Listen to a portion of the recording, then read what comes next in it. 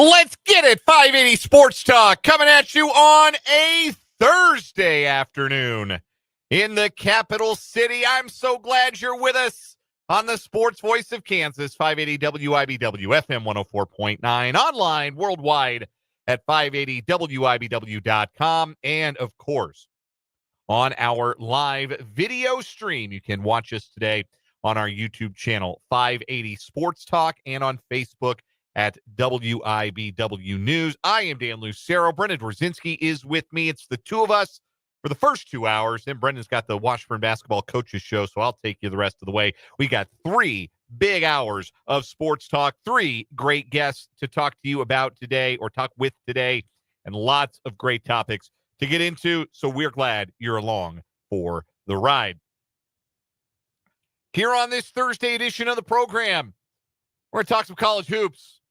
It got ugly for KU last night at the very end because KU mailed it in, put a roll of stamps on it with about 2.5 minutes left, and Iowa State did not. So if you only saw the final score and saw it was 74-57 Iowa State over Kansas, you probably thought, oh, man, KU got blown out. And no, not really, but also kind of yes. Like, it both was too flattering to Iowa State, but also fair to Kansas at the same time. Yeah, maybe this isn't completely fair because I had to go back and watch it after because KU played at the same time as an actually really good men's basketball team in Washburn, where I had most of my attention last night. Naturally. So I was just kind of following along.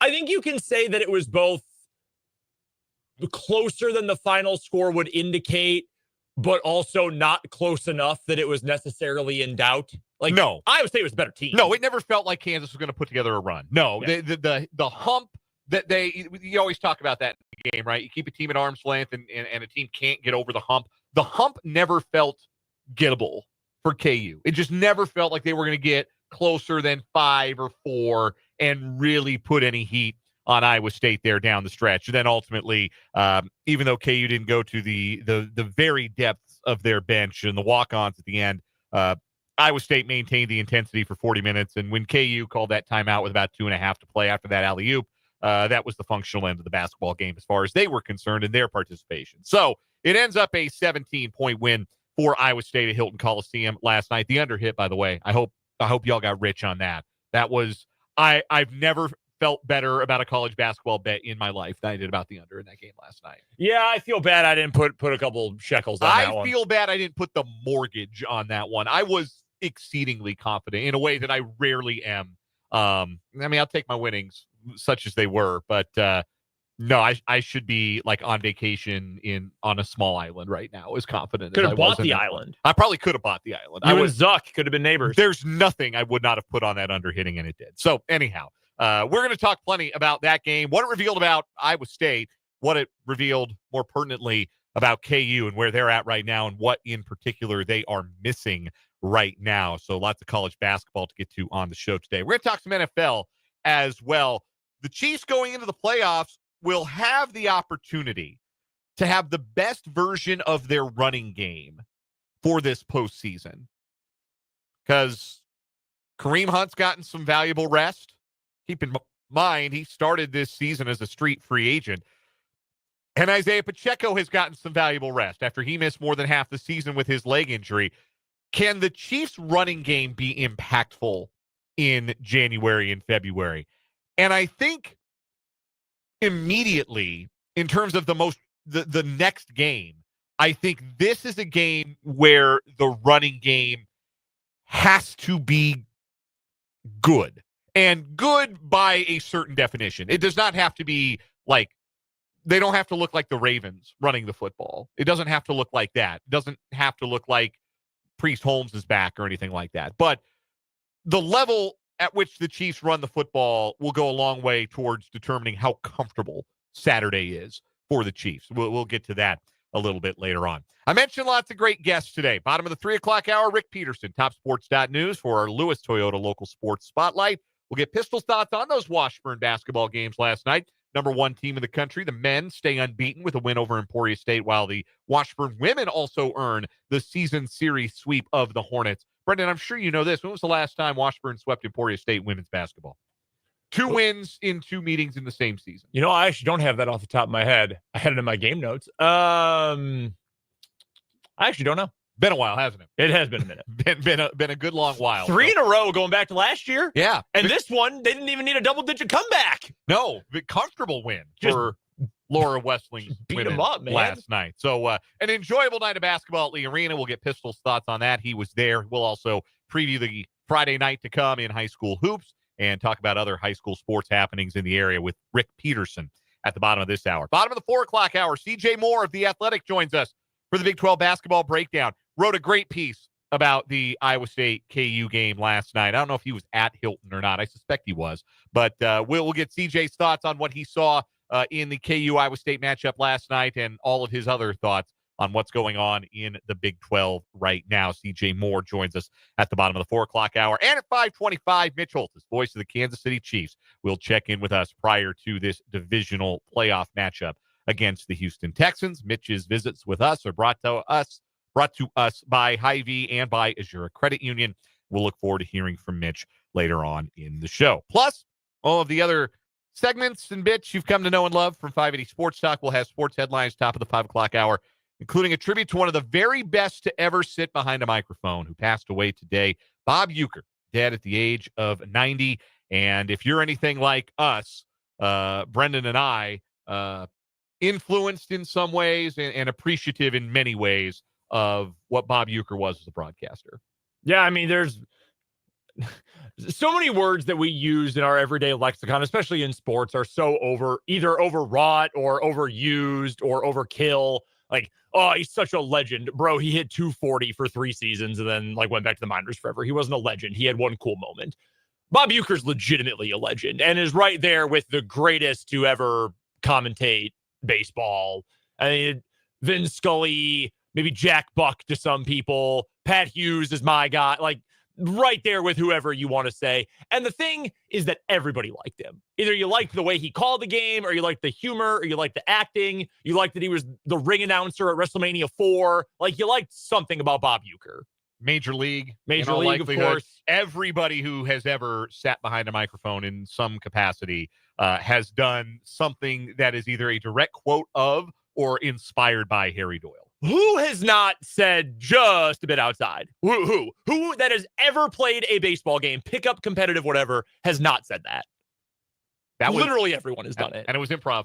It was improv from the great Bob Uecker, who passed away today at the age of 90. We'll get to that again in headlines. We've also got What Is Wrong With You coming up in the 4 o'clock hour, as always. Some either or over-under later on this hour. And, of course, your interaction with the program today. Love to hear from you today. The text line is wide open, 785-272-9429. That's 785-272-9429. You can also join us in the live chat on our YouTube stream. If you are watching on youtube.com on our channel 580 Sports Talk, or if you're watching on your mobile device, there is a live chat feature, and you can interact with us and your fellow listeners. Christopher, Vance, Tyler, JB, Mark H., and Clayton are in the chat so far. Looking forward to hearing from the rest of you throughout the show today over on YouTube. Tyler, watching on YouTube, said that the under last night in the KU game won him $7 bills. Blessings on blessings, Tyler. It was not that lucrative for me, but it should have been. I should have, The problem with actually having a mortgage is that your significant other will never say, yes, it's okay to bet your mortgage. Yeah, no kidding. Yeah, my wife has not grinded the tape in the same way that I have, and does not, as such, feel the same level of confidence when I say, yeah, there's no way this game's getting into the 140s. Yeah, I can't see Abby doing a Ken Pom deep dive. No, I don't think Abby knows what Ken Pom is. I'll have to ask her tonight if she knows, if I've referenced that enough, either on this show or in her presence. Enough for her to have any idea what that is. My sister-in-law was in town this week to visit her new niece, and we were just chatting, and she knows I like to, put a few bucks down on a game or two. And she said that for Christmas, she's like, I thought about getting you a subscription to this guy. He runs a website that does game predictions and betting picks and stuff. And it was pretty inexpensive. I wish I had gotten it for you. Maybe you've heard it before. And she goes into her phone and looks, she goes, Ken Pomeroy? It's like, yes, I'm very familiar. Very familiar with Ken Pom. How thoughtful. It was extremely thoughtful. I was like, damn, that's a really good idea. Yeah. We love subscriptions. Absolutely. No, it was awesome. So we will appreciate your interaction, your thoughts, your comments, your questions throughout the show. Again, the text line 785-272-9429, or you can jump in the live chat on YouTube. All right, let's get into that game last night in Ames, shall we? 74-57, Iowa State beats Kansas. I'd rather talk about the Washburn game. Yeah, we're going to get there, I promise. But so the first thing that jumps out to me is actually about Iowa State. And I have been a critic of Iowa State's play style in recent years. Their head coach, TJ Otzelberger, the way Iowa State likes to play. A lot of grifting on offense, a lot of flopping. They still do that. Taman Lipsey and Keshawn Gilbert are two of the least ethical hoopers these eyes have ever seen. If Keshawn Gilbert cut his dreadlocks, he would never shoot a free throw. I am deadly convinced about this. The head whip that he utilizes to draw fouls and convince the referee that he's been assaulted on his way to the basket. Unethical hoops. I don't much care for their games in particular. But a lot of that, and a lot of fall down, go boom on defense, trying to draw charges, flopping around, false hustle, eyewash. I've never really liked watching Iowa State play. But I have to say this. They have actual good players now. Like, there's not a Caleb Grill running around on that team, right? There's not a Robert Jones in the low post on that team. All their guys are good to a varying degree, and some of them are even great. Like, I don't know that there are any NBA guys on that roster, but when you talk about great college basketball players, like Gilbert and Lipsey, I may not like their games, but they're legitimately excellent college basketball players. Curtis Jones is outstanding, looks like a star. Yeah, he was great. Their big guys are good, and you can roll three of them and beat up on an opposition's lead center, which is what Iowa State did last night to great effect against Hunter Dickinson. So they're playing real hoops now there in Ames, and they're deep enough. What impressed me the most is that even without Milan Momcilovic, who's their best shooter and their best floor stretcher, they didn't look like they missed him at all. Like most teams, a double-digit scorer and a 47% three-point shooter, you almost got to rethink the way you play. You almost have to rethink who you are with a piece like that missing. And Iowa State's just like, all right, next man up. Curtis Jones is going to shoot like Momcilovic for a night. And then went 8 of 13 as a team from three. Right now, Iowa State's the best team in the Big 12. And I don't think that that's particularly debatable. I'm not just saying that based on whatever the Ken Palm numbers say or whatever the AP Top 25 says. Just watching. There's not a better team right this second in the Big 12 than Iowa State. And so losing to the best team in the Big 12 on the road, not in and of itself a problem. The problem was with how Kansas performed in that game last night. They turned it over 17 times. They shot 31% from behind the arc. They only got to the free throw 11 times. I believe they are now dead last in the country in free throw rate. You are correct. 364 out of 364. Which is to say no team in America is worse at getting to the free throw line. And when they did get to the free throw line, they couldn't make them. They were 4 of 11. DeJuan Harris is an 86% free throw shooter and went 1 of 6 at the free throw line last night. Like, what? And I don't think that was the reason KU lost. I mean, that wouldn't have even made up the deficit if you had made all your free throws. But that to me, and I know you have a greater point here, but like, okay, that sucks. Like it. Yeah, that's one of those charges to the game. Right. Like a great free throw shooter who's been pretty good for a couple years now as a free throw shooter has a really bad game shooting them. I mean, what do you do about that? Right. That's not going to happen all that often. And also we know that KU does not like get in the gym and all right, Wednesday, 2 hours, get to the line, put them up. Like that's not what KU does. Right. So that one is what it is. But that being said, in a game where you needed more to go your way, it was tough to not see those things go their way. Yeah, because the shots weren't falling. They were just 41% from the field. Hunter Dickinson was 3 of 10. Zeke Mayo scored 17 points, but it took him 19 shots to get there. Nothing real good happening consistently on offense. Vance in the YouTube chat says, I kept waiting for that signature KU run, 12-0, 16-2, and it just never happened. It's not just that, Vance. It never felt like it was going to happen. And some of that, yes, is a testament to how good Iowa State is and how tough they are at home. But Bill Self made the distinction in his post-game remarks last night that I thought was really critical. He said he didn't have any problem, and I'm paraphrasing, but the words he used are correct. He didn't have a problem with his team's effort, but he said his team's competitiveness wasn't good. And there's a difference. Effort is one thing. You're running up and down the floor. You're getting back on defense. You're boxing out. You're trying hard. You're trying hard to win. That's one thing. But competitiveness is about doing the things you need to do to win and doing them well and adjusting to those things as the game goes on.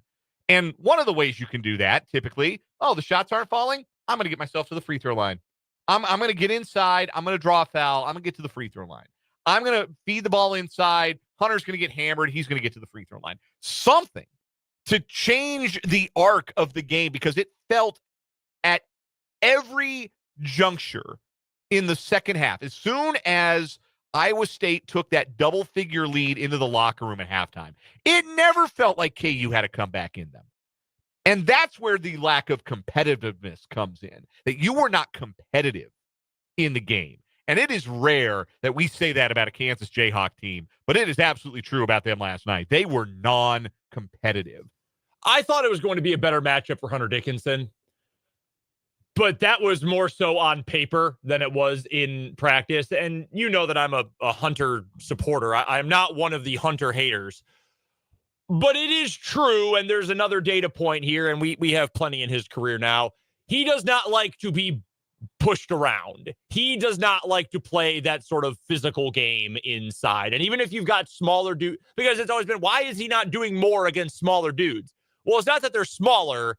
It's that they're smaller, but also annoying. And they get, it's the mouse under the elephant feet, right? Like elephants don't like mice because, oh God, what's going on down there? He doesn't like to be poked and prodded and bullied like that, essentially below the shoulders. And he gets real easily frustrated if it's a bit of a tighter whistle. And that did not work out well. I thought KU had done a better job rotating and with the lineups, and Bill Self had done a better job with that in the last couple of games. I know there was a lot of consternation over that in last night's game. It's unfortunate honestly, the biggest unfortunate thing is talking about this game like KU is a plucky underdog that needed some breaks. Like, This is the University of Kansas. Like, you should have beaten you can't say that word in that context. They should have beaten the brakes off of Iowa State last night, because that's Iowa State and that's Kansas. Yes. So that's the big unfortunate thing here is, well, KU gets a few breaks to go its way. No, man, KU should be winning these games by 10-plus points. Yeah, and I know that sounds arrogant, but that is how these programs, we're talking Kansas, we're talking Duke, Carolina, that's how they should feel. Those are the terms under which Kansas has been playing their Big 12 opponents for virtually the entire Bill Self era. Until, I would say, the last couple of years. And so you're talking about that at Iowa State, that, all right, you got to drag them down into the mud, or get them in some foul trouble. You're going to need one of the guys who doesn't score a lot to have a huge night. What does that sound like? I don't know, talking about a Steve Prohm Iowa State team going to Allen Fieldhouse, right? Like, just a few years, even an Otzelberger team in the first couple of years. Like, well, they're going to come to Allen Fieldhouse. They're going to shoot a ton of threes, probably going to try to get the big man in foul trouble early if they can. And if they get one guy who you don't expect to get white hot, they got a chance to win. Now it's reversed. That's odd. And I'm not trying to take anything away from Iowa State, because they're great. I mean, that's a top 5 team in the country at the bare minimum, however you want to slice it. But it is unfortunate that a team in KU in this roster, talent-wise and coach-wise, that should be that kind of behemoth is, I'm going to do the Cowherd thing. I'm going to do a cross-sport comparison for you. They're like, it feels like that top 10 quarterback that is really good, but the ceiling is, they're a top 10 quarterback. Oh, are they like an MVP candidate? No. Is he going to lead you to a Super Bowl? Probably not. Did you just compare KU basketball to Justin Herbert? Kind of, yeah. At this point, a lot of flash. The juice is there. Like, we've seen Zeke Mayo go off and be great, and he was fine last night. It's not Zeke's fault they lost. Wasn't efficient, but still. Like, it's no individual's fault.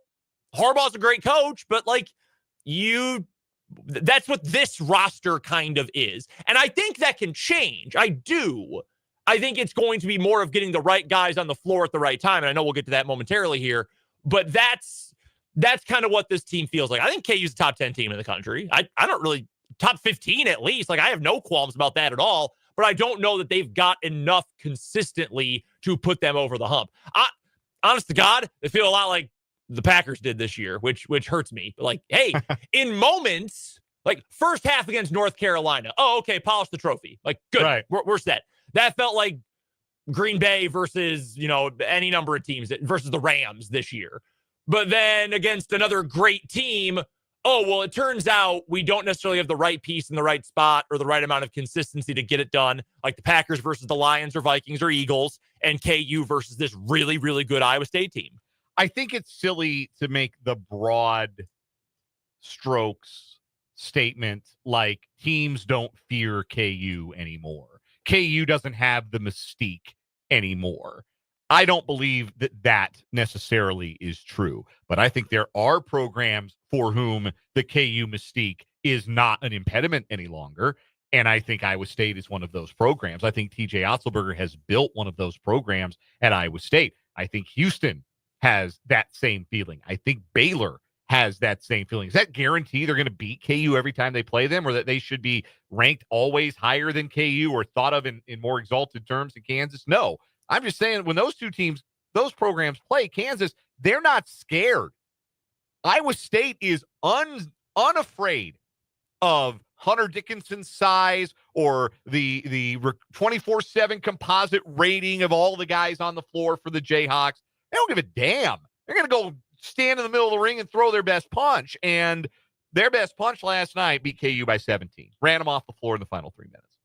And again, testament to Iowa State, but it also points to some things that are not real functional about this Kansas team right now. One of those things is the fact that they need an end-of-game playmaker, man. But don't take my word for it, because Devon Dotson went on Twitter last night and said, and I quote, "We need an end-of-game playmaker, man." And I don't think he was talking about whatever professional team he's playing for right now. I don't know what country he's playing. I think he's in Spain Is he in Spain? Good for him. I don't think that's... I would happily take him back. Does he have an extra year? He had 2 left when he left. No, I totally see where he's coming from, and I think he's right. But I also saw a lot of folks say, this is where we need AJ Storr. I'm done with that. I don't. You, the general you, can clamor for that all you want. I don't think a ball hog chucker is going to fix this team. I don't. He might get some opportunity here coming up if it is true that KJ Adams is going to miss time. What Bill Self indicated. And I hope it works. Like, I'm not rooting against AJ Storr by any, that'd be stupid. Why would I do that? Like, some fans like to actively root against KJ Adams, but that's neither here nor there. I haven't even looked at social media because I feel bad for the dude. He hasn't played well, but come on. Anyway, I'm not rooting against him. I hope it works. I hope he goes in and he plays the 4 and it's a revelation and it fixes this team completely. I really hope for that. I'm not expecting or planning for it. I think it's got to be more of Hunter Dickinson has to be really good. I mean, you can't have a game like last night. I mean, that is just... Your best guys have to be your best guys, always. Yeah, you can't have that. You need DeJuan Harris to be better. And Mayo was, again, just 7 of 19, but he got you double-figure points, like a road game where he was usable on offense. That's a positive. I think it's got to be Griffin, frankly. I think he and probably Flory have to be the two. There's more pressure, I think, on Griffin because he's a veteran, because he is a guy who started on a Final Four team a year ago. I mean, Flory is a freshman, and whatever you get out of him is great. That's all gravy. But I think those are the guys you need to rely on a little bit more. And really Ryland, because he can shoot it for you. Ryland Griffin was a minus 21 last night. You can't have that. That's just not good enough. In about 19 minutes. Also, Zeke Mayo, who has the ball in his hands quite often, you would say. 3 turnovers, 0 assists last night. And I know he's not out there to be the assist guy, but you're not creating anything for anybody but yourself. Like, that's wild. But also, well, what was Dickinson? 3 of 10? Yes. Hard to get assists when your 7'2" center decided to play pop a shot with a bowling ball. Yeah, the assists are a 2-person stat, yes, but it's still glaring that you're right. A guard with that much of the ball would not record a single assist in a game like that. Yeah. Real quick, I know we're late here. One other thing, and I saw someone bring this up on Twitter last night, and I do think this is correct. Shaq Moore needs a bigger role. Shaq Moore should not just be a wing. He needs to be, and this is not a Shaq Moore criticism. This is a criticism of what KU was trying to do with him. I think he needs to be even more involved on the offensive end, even if he's not going to be a shooter. I think he adds a level of dynamic playmaking ability, even if it's just a little bit more than you're getting from Harris. I know DeJuan's not coming off the floor. That's fine. But I think you need more Shaq Moore involvement. I think that is going to be maybe not the magic elixir, but maybe like an ingredient to the magic elixir. We'll take a quick timeout. When we come back, I had a thought on Iowa State that I wanted to flesh out a little bit and why their success, not just on the hardwood, but athletically in general, probably stings a little bit more in Manhattan right now. I'm going to talk about that on the other side of this timeout. Rick Peterson's going to join us in a bit for the Lewis Toyota Local Sports Spotlight. CJ Moore and Mitch Holthus join us later in the show. We're just getting started on this Thursday edition of 580 Sports Talk.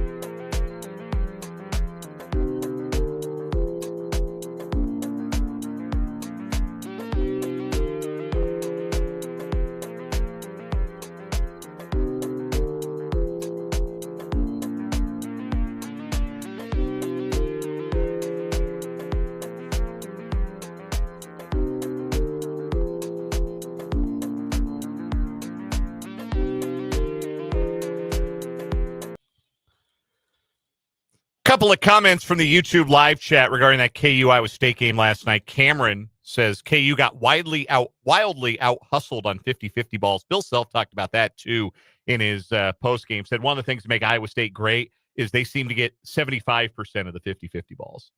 They're 75-25 balls when you're playing against the Cyclones. Other point that Jeffrey makes, joining us in the YouTube live chat. Welcome, Jeffrey. Says Iowa State is playing the transfer game better, I believe he's referring to, by selecting key players that want to play together and not be the prima donna. We're going to talk to CJ Moore about that when he joins us at the bottom of the 4 o'clock hour, Jeffrey. So I hope you'll stick around for that conversation because CJ Moore wrote about that in The Athletic today, about the differing approaches to roster building via the portal that are on display on the Kansas roster and are on display on the Iowa State roster. And there's no disputing that one of those ways in particular is working. Right now, I think Iowa State's pretty clearly number one in the conference. I don't think they have enough dudes to win a natty. Like, you have to still have, like, the guy or the guys to go win a national championship, to win big games in March. As good as I think Curtis Jones is, and God, last night it looked like he could win Big 12 Player of the Year, I don't think they have that guy. Lipsy is probably the closest. And honestly, if they've got a future NBA guy on that roster, it's probably Momcilovic, if it's anybody. But he doesn't strike me as the kind of guy who's going to carry you through an NCAA tournament run either. He's a three-point shooter. So I don't know about them in March yet. I still need to be convinced, but they're closer to that kind of team than I would have said they were last year. Not giving their props. But yeah, that's fair. I have this theory I want to flesh out real quick. Iowa State athletics, at least when we're talking about the big two, football and men's basketball, Iowa State athletics has become what Kansas State was and fancies itself to be and wants to be, but has stopped being in this era of the transfer portal and this era of the new Big 12. Because I think Kansas State in both football and men's basketball started thinking big, started thinking we can be the big dogs in this conference. So we've got to get the higher end talent. We've got to hit the transfer portal for some bigger names. The football team is recruiting at a higher level, 4 stars and 5 stars coming into the program. The basketball program really relying heavily on big names in the transfer portal. And Iowa State has kept just being Iowa State, getting the kind of guys that Iowa State has always gotten, and developing those players and developing their rosters. And look at the success that Iowa State is having vis-a-vis the success or lack of it that Kansas State is having, certainly in men's basketball. You wouldn't say Kansas State football is having a lack of success, but they had a disappointing year relative to expectations, where Iowa State football blew past their expectations this past year. So I don't know, maybe I'm onto something, maybe I'm barking up the wrong tree, but it feels like Iowa State is doing the stuff that Kansas State wants to do as an athletic department. Know thyself, recruit to your identity, recruit your kind of guys. And that's really clicking for Iowa State right now on the gridiron and on the hardwood. Yeah, that's certainly true. It's an interesting thought. I think my slightly adjusted take would just be that they are the closest allegory you can get to what K-State was and wants to be. I think the portal is a crapshoot, to be completely honest. Like, and we're going to talk to CJ, and he wrote a great piece about this and the guys that fit and wanting those types of guys, not just getting the big names and all of that. Totally understand all of that. And I think it is fair, and I think that is the right way to approach things. That being said, I still, like, guys can be theoretically a great fit and not work out. Yeah. By the same token. And that's the same for everybody. But I think there's this idea that, just because you're adding X type of player or Y exact player into the role that fits Z need, that it clicks and it's going to work. I just don't necessarily know that is true as well. So I think you are right, but I think my one addendum would be it takes a lot of luck to get there.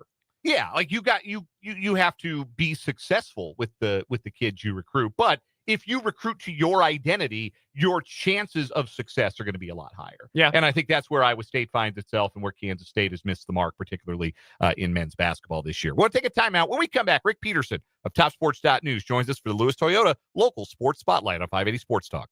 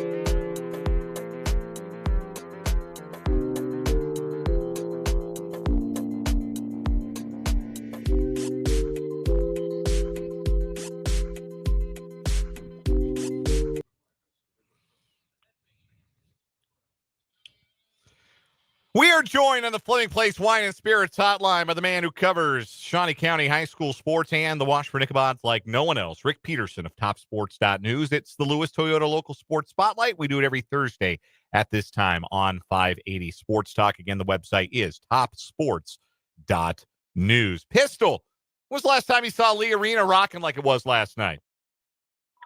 Well, I tell you what, last night was good, and last Saturday I thought was really, really good too. That's two really good back-to-back crowds, and hopefully that'll continue. Pistol, this Washburn women's team is where I want to start, and I know they are still a work in progress, and I know you've heard this from Coach Laura Westling. I've heard it from her as well, that they still have a lot of things they're trying to work on and get better at, but it feels like when they get to their best, and I think last night was close to what their best can be this year, that doesn't just feel like an improving team. That feels like a really good MIAA team. Well, I think Wedada and Stark are as good as there is in the conference. And that's a good place to start. When you have a good 1-2 punch like that, and then, Emeka is good, Gabby Giovanetti's good, on and on and on. I think they're going to cause some people some problems. And that's an Emporia State team, too, that's a solid team. That's a peer to Washburn in the conference right now. But you're right. Last night, Bari Dada, 23 points, 12 rebounds for her fourth double-double. Peyton Sturck hit 7 3-pointers and 26 points. I think the fact that this team now has a little bit more of an identity beyond just, well, let's let Bari go crazy, and they can do a number of different things, I think is really taking them to another level. I do. And, last year, Aubrey Dewey, let's face it, she had to be the go-to person. And Wedada tended to get in some foul trouble last year, and she was a little up and down. But, I didn't know what to expect when they graduated Dewey. But Peyton Sturck's really, really, really good. And Wedada's just taken that step up, maybe a couple, 3 steps up. And I think you'd agree with me, Brendan. I thought they should have won that game last Saturday. Peyton Sturck couldn't even move without getting a foul, and Wedada had a rare poor shooting night, and they could have won that game. And yeah, there's no doubt about that. They're playing really good basketball right now, as is the men's team, as we're talking Washburn Ichabod Sports here with Rick Peterson of TopSports.news for the local sports spotlight on 580 Sports Talk. The Washburn men now 16-0, undefeated, number 1 in the country. That's not going to change, obviously, heading into the weekend. That was the second closest margin of victory, Pistol, that Washburn has had all season long. Their best three-point shooter went 2 out of 11. They didn't hit a ton of free throws late. They really struggled shooting it all night long, and they still won a rivalry game by 11 points. That's up there. I know it's not the prettiest game, but that's still, to me, a really impressive win to overcome all that and to win by double figures. You got to win some games when you don't play your best. Every sport. And I think that's what they did last night. And you and I both talked to Coach Ballard and Keegan and Orr, and they said, hey, and Ballard was very persistent about this. He said, no, we didn't play great, but hey, we're spoiled. Our expectations are to come out and just kill people every night out. And he gave a lot of credit to Emporia State, and I do too. But again, so you don't play your best and you still win by double digits against a rival. You'll take that. AO was great last night with the 21 points. He scored 9 in the blink of an eye to start the game. He was really good down the stretch as well. But your guy, Pistol, I know we both talked to him after the game, Michael Keegan. Oh, just a classic Michael Keegan kind of game, right? 8 rebounds, 16 points, played great defense, had a couple of steals, a block in there. I understand that the star power and, the awards watch list and all that has everybody on this roster included, but there is maybe no better connecting player for every single skill set than Michael Keegan. I agree. I agree. He's always been one of my favorites, and he'll do all the dirty work, and then once in a while step up and hit a 3 or get a big time dunk or something like that. But he'll do all the dirty stuff. He keeps moving up. I think he's 7th going into that game on career steals. To me, that's the dirty work. Rick Peterson of TopSports.news is our guest on the Lewis Toyota Local Sports Spotlight here on 580 Sports Talk. As we shift gears from the college ranks to the high school scene. And Pistol, last Friday, we got a chance to take in Washburn Rural at Hayden. And I want to talk about that girls game, a thriller, a couple of top 10 ranked teams. Hayden wins it by a deuce, 46-44, remaining unbeaten on the year. Just how good do you think this Hayden bunch can be? Well, they were good in that game, and then they turned around and beat I think it's going to be a really good Topeka High girls team by double digits. So, yeah, I think the ceiling, I think it's a state contender ceiling. And we knew what Millie Ramsey could do. We know what Norma Greco can do. We know what Briley Meyer can do. But I think the difference maker could be Haley Smitline. She took over that game against Topeka High the other night down the stretch with her defense and her length on the defensive end. And I think they got a chance. It's going to be tough in 4A girls. Wellington's number one for a reason. And, of course, Bishop Miege is the monster at the end of the book. But certainly Hayden, ranked number 3 in Class 4A presently, has a real shot to make a run in that class. Washburn Rural's girls, meanwhile, they lost that game. They dropped to 4-2 with 2 road losses to ranked teams by 2 points apiece. I think Kevin Bordewick's team is going to be just fine, and I think they'll prove it starting Friday against Emporia. Kevin Bordewick's teams always get better towards the end of the season, and I don't think that will be any different this year. After they had heavy graduation losses from that good state championship team, I thought, okay, they're going to take a little step back, and they've been to the state championship game the last 2 years. So they don't need to worry about the Junior Blues. And speaking of that matchup between Washburn Rural and Emporia in Centennial League action at Washburn Rural Friday night, that is our 580 Preps Game of the Week doubleheader, which you'll hear tomorrow night right here on 580 WIBW and FM 104.9. A couple more questions for Rick Peterson here on the Lewis Toyota Local Sports Spotlight. Big win for the Topeka West boys against Seaman on Tuesday night. That was a game that came down to the wire, and Topeka West had to overcome a significant deficit. Big win for Christian Olsaker's bunch. Yeah, and they got 2 games in so far this week, a Monday and a Tuesday, and they play again, and they're going to get that win. So they're on a little bit of a hot streak. Who else in the city right now standing out to you on the hardwood? Obviously, it's been a really good year in the county already. I think something like 10 of the 20 or 11 of the 20 county teams have been ranked at some point this season, and they're not all ranked right now, but that shows you the depth of talent that we're dealing with in basketball in Shawnee County. Well, yeah, and the team that has to stand out right now, Highland Park boys. I mean, they're just so good, and they have taken a little bit of a bad rap the last few years after they went to the Meadowlark Conference because they had a lot of just really lopsided games. But look who they've played. Highland Park's, was in that DeSoto tournament and played some really good teams there. And I don't know that the TIT field is as good as it's sometimes been, but they'll get tested in that. And I think they're rolling.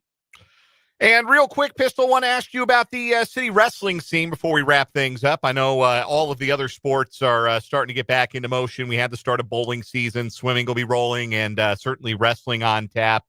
Who has stood out on the mat to you here early on this season? Well, no surprise. Washburn Rural girls and the boys have been very, very good, too. They had cancellation, but the girls went over to a really good tournament at Seaman and cleaned house. So they've won, they've won 4 out of the 5 now and 2 straight, and they'll be the team to beat again in 6A, 5A. Yeah, a remarkable start to the season for them. No question about it. The standard's so very high for that program. Rick Peterson covers high school athletics and Washburn University athletics at TopSports.news. Read him and the staff's outstanding work to be informed and in the know about what's happening in local sports. And check him out Thursdays on the Lewis Toyota Local Sports Spotlight. Pistol, always a pleasure. We'll do it again next week. Look forward to it. That is Rick Peterson. We'll step aside for a quick timeout. When we come back, a quick either or over under to wrap up this 3 o'clock hour, 580 Sports Talk.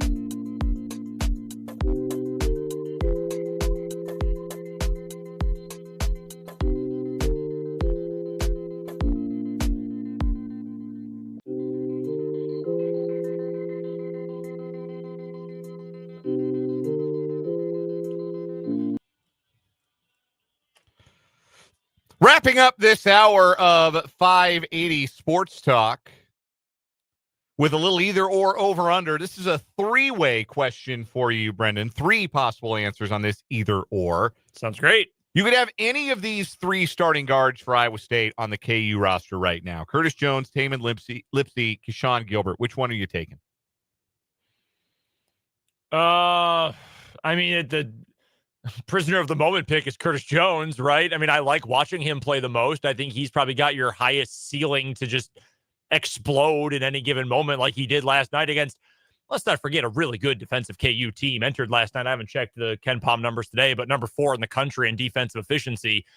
I'd probably go with him for the ceiling. I don't like watching Lipsey, but he would probably be my second pick. Lipsey's probably the more complete player. Yeah. Gilbert might be the quickest with the ball in his hands and would give he would give KU something they don't have, which is ability to get to the line because he's a grifter and he flops and does the head whip. I can't stand it. I don't like him as a player at all. Curtis Jones would also give KU something they don't really have right now, and that's 41% shooting from behind the 3. So he would be my pick too. And that was a guy who was Buffalo's 4th leading scorer when TJ Otzelberger got him to come to Iowa State. And now he's got to be on your short list right now for Big 12 Player of the Year. Yeah, I don't think there's any argument with that. You got one? Yeah. Would you rather be hit in the face with a football thrown by old Peyton Manning from 10 yards out, or hit in the face with a basketball passed from the wing to the block? I go with the basketball. More surface area. Yeah, that point of the football. Although Manning wasn't throwing a lot of spirals. That's what I'm saying. But it's only 10 yards out. Little fluttery, but I mean, you're risking the point of that football catching in a bad way in the eye. I'll just take the flat of the basketball. Yeah, just zing me in the face, and I can I'll get up and live to fight another day with my vision. See, I think I'd rather go with the football. I would rather have it more acute. I want it more of a specialized, specific pain. Now, I get hit in the face with a basketball, my whole face hurts. Yeah, I got my true. nose, my eyes, my mouth, everything hurts. Otherwise, like, oh man, my cheekbone is broken. That's just one thing, though.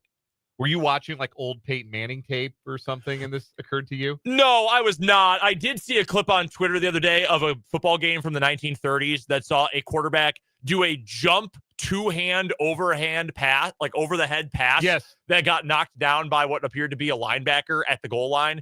And the tweet said, "This is the worst football play of all time." Nah, I don't know that inspired it, but it may have. that's real balls, what that is. We're going to talk about the Chiefs running game. We're going to talk to CJ Moore, the Athletic, about Big 12 hoops. And we're going to do What Is Wrong With You coming up in the 4 o'clock hour of 580 Sports Talk.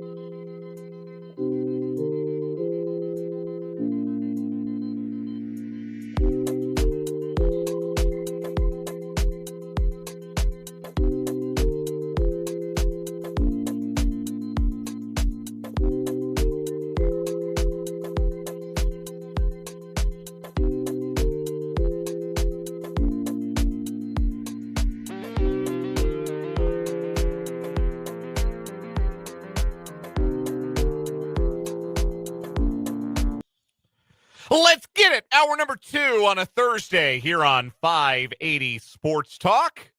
Dan Lucero and Brendan Dworzinski holding it down for you on this Thursday afternoon. We're so glad you're spending part of your afternoon with us here on 580 WIBW, FM 104.9, online worldwide at 580WIBW.com, and on our video stream. You can watch us every day we do the show. We are live on our YouTube stream.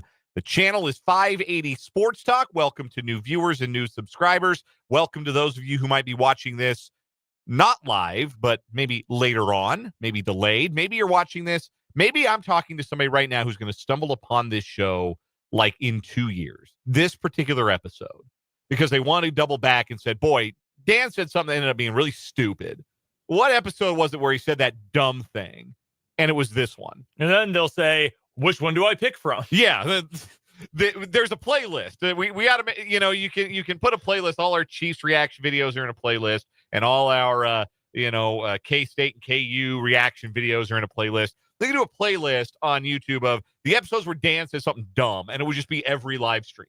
If there were 35 hours in a day, I would love to make playlists of like the best of Brendan, the best of Dan, the best of Fulton, the best of Spence, like go all the way back to when it started. I have a folder of the audio of some all-time great moments in show history, like the time we went through the basement hypothetical, or just some of the funny moments, some of the good takes, some of the time we riffed on the Disney adult wedding, that one time, or Italian dominoes, that segment.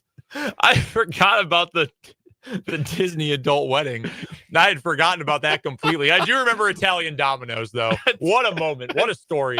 Italian domino completely derailed the show. We heard something about it on the news at the top of the hour, and we jumped an entire B block so we could talk about Italian dominoes. Why would you think you should open Domino's in Italy? Yeah, of all places. You know where people have an appetite for Domino's pizza? Italy. They're not getting. We're about to come in and take over the pizza game. Oh man, those were good times.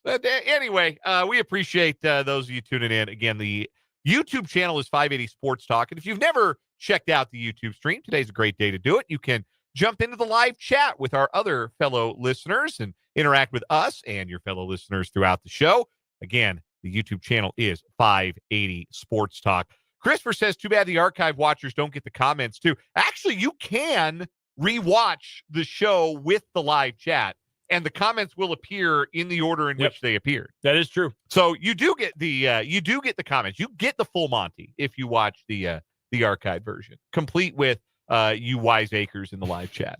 Yeah, if you at one point had a great name or joke for a What Is Wrong With You story, you can probably go back and find it. You absolutely can. So appreciate you in the YouTube chat today. Of course, you can also text the program. The text line is open, 785-272-9429. That number again, 785-272-9429. Speaking of What Is Wrong With You, that's coming up later on this hour. So is our conversation with CJ Moore from The Athletic. It's our second edition of the Big 12 basketball breakdown. Get his thoughts from the Iowa State-Kansas game from last night, his thoughts on the ongoing difficulties for Kansas State this season, and all of the rest of the Big 12 basketball discussion that is fit to bring you on this Thursday afternoon. Also, still coming up later in the show, Mitch Holthus, voice of the Chiefs, will join us at 5:25 this afternoon. Want to get to some football because we have just seen the injury report for Texans Chiefs on Saturday. The participation report for today and the game statuses are official from both teams. Only 2 players for the Chiefs have an injury designation for Saturday. Jalen Watson is questionable with an ankle injury, a full practice participant all 3 days this week. Mecole Hardman, doubtful with a knee injury. He was limited all 3 days this week. Both players are on IR. There is an open roster spot for one of those 2 to claim. Andy Reid will never tell you directly what he's going to do, but you can read the tea leaves from his comments earlier today out at One Arrowhead Drive when he said Watson's closer to playing than Hardman is. So that's reflected in the game status. And sure sounds like Nate Taylor spilled the beans at The Athletic when he wrote an article today that essentially spelled out Jalen Watson's return to action. that is the expectation, that Jalen Watson will be in the lineup for the Chiefs against the Texans for the first time since he got hurt against the 49ers back in the 6th game of the season. For the Texans, 4 players receiving questionable designations for Saturday. Go in order of importance here. Maybe in order of importance. You can debate it, I suppose. Tight end Tegan Quatoriano is still on the injured reserve. He was a full participant all week. He is questionable. Robert Woods didn't practice all week with a hip injury. He is questionable. Joe Mixon went from not listed on Tuesday to limited Wednesday to a DNP today with an ankle injury. So he is listed as questionable for Saturday, something that just cropped up midweek with the veteran running back.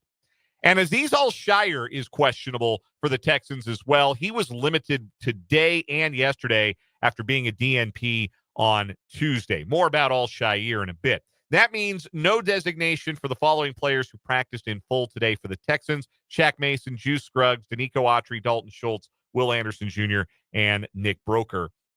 The Chiefs players who practiced in full all week and don't have a designation include Shamari Connor, DJ Humphries, Patrick Mahomes, Trent McDuffie, Isaiah Pacheco, Nico Remigio, Carson Steele, Juwan Taylor, and Chris Jones. What is the bigger deal? Let me ask you, Brendan. What is the bigger deal? No Mixon or no Al-Shire if one of those players were to miss Saturday? Probably Joe Mixon, because Azeez Al-Shire probably ranks higher in terms of best linebackers at his specific role than Joe Mixon does in terms of best running backs. But without Joe Mixon, they can't run the ball at all. I mean, it's just useless. They don't do anything on the ground, and they already have some curious running decisions and designs. Wonder Bobby Slowick, who, if you haven't been able to tell over the last few days, I'm not exactly the biggest fan of.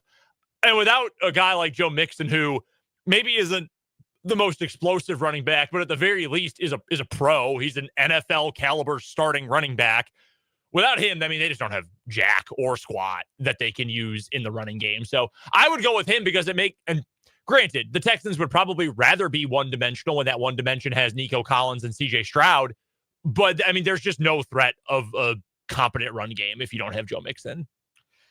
Yeah, that's going to be a potential issue, certainly, for the Texans. Would render them just about completely one-dimensional on offense. Plus, if you have Al-Shire out there, there's always a chance that you eliminate the Chiefs' best player.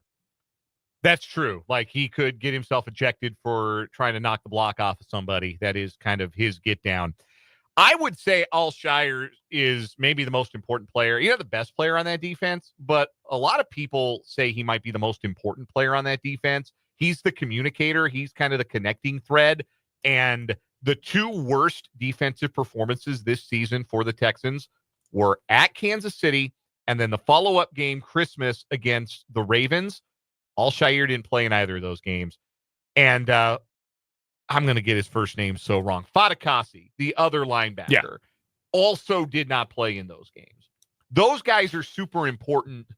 And you know what it means for them when those 2 don't play, Fatukasi or Azeez Al-Shire? You know who that means plays more? Henry To'oTo'o.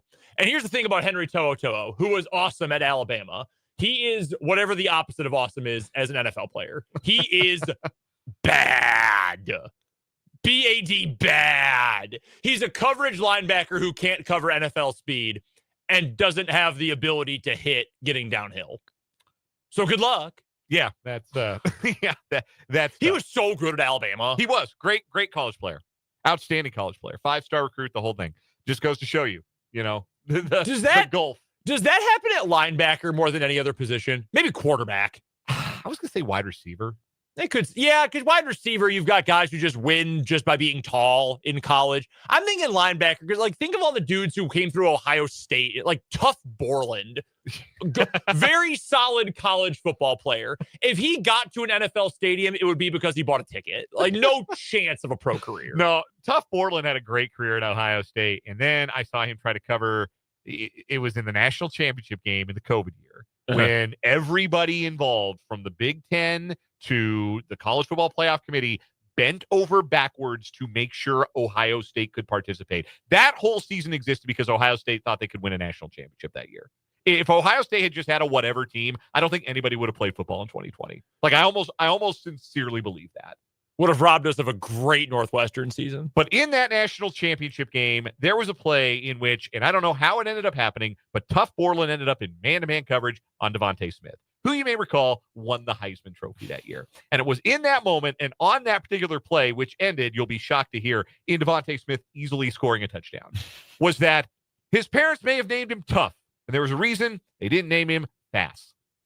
Yeah, tough for the tough scene that was that game for Tough Borland. Yeah, so that's what I'm talking about. So to your point, I mean, if you don't have Alshire and you've got to play more of Toa, who I believe is healthy and able to play and everything, I'd want to make sure I'm not like telling you someone who is on injured reserve is going to play.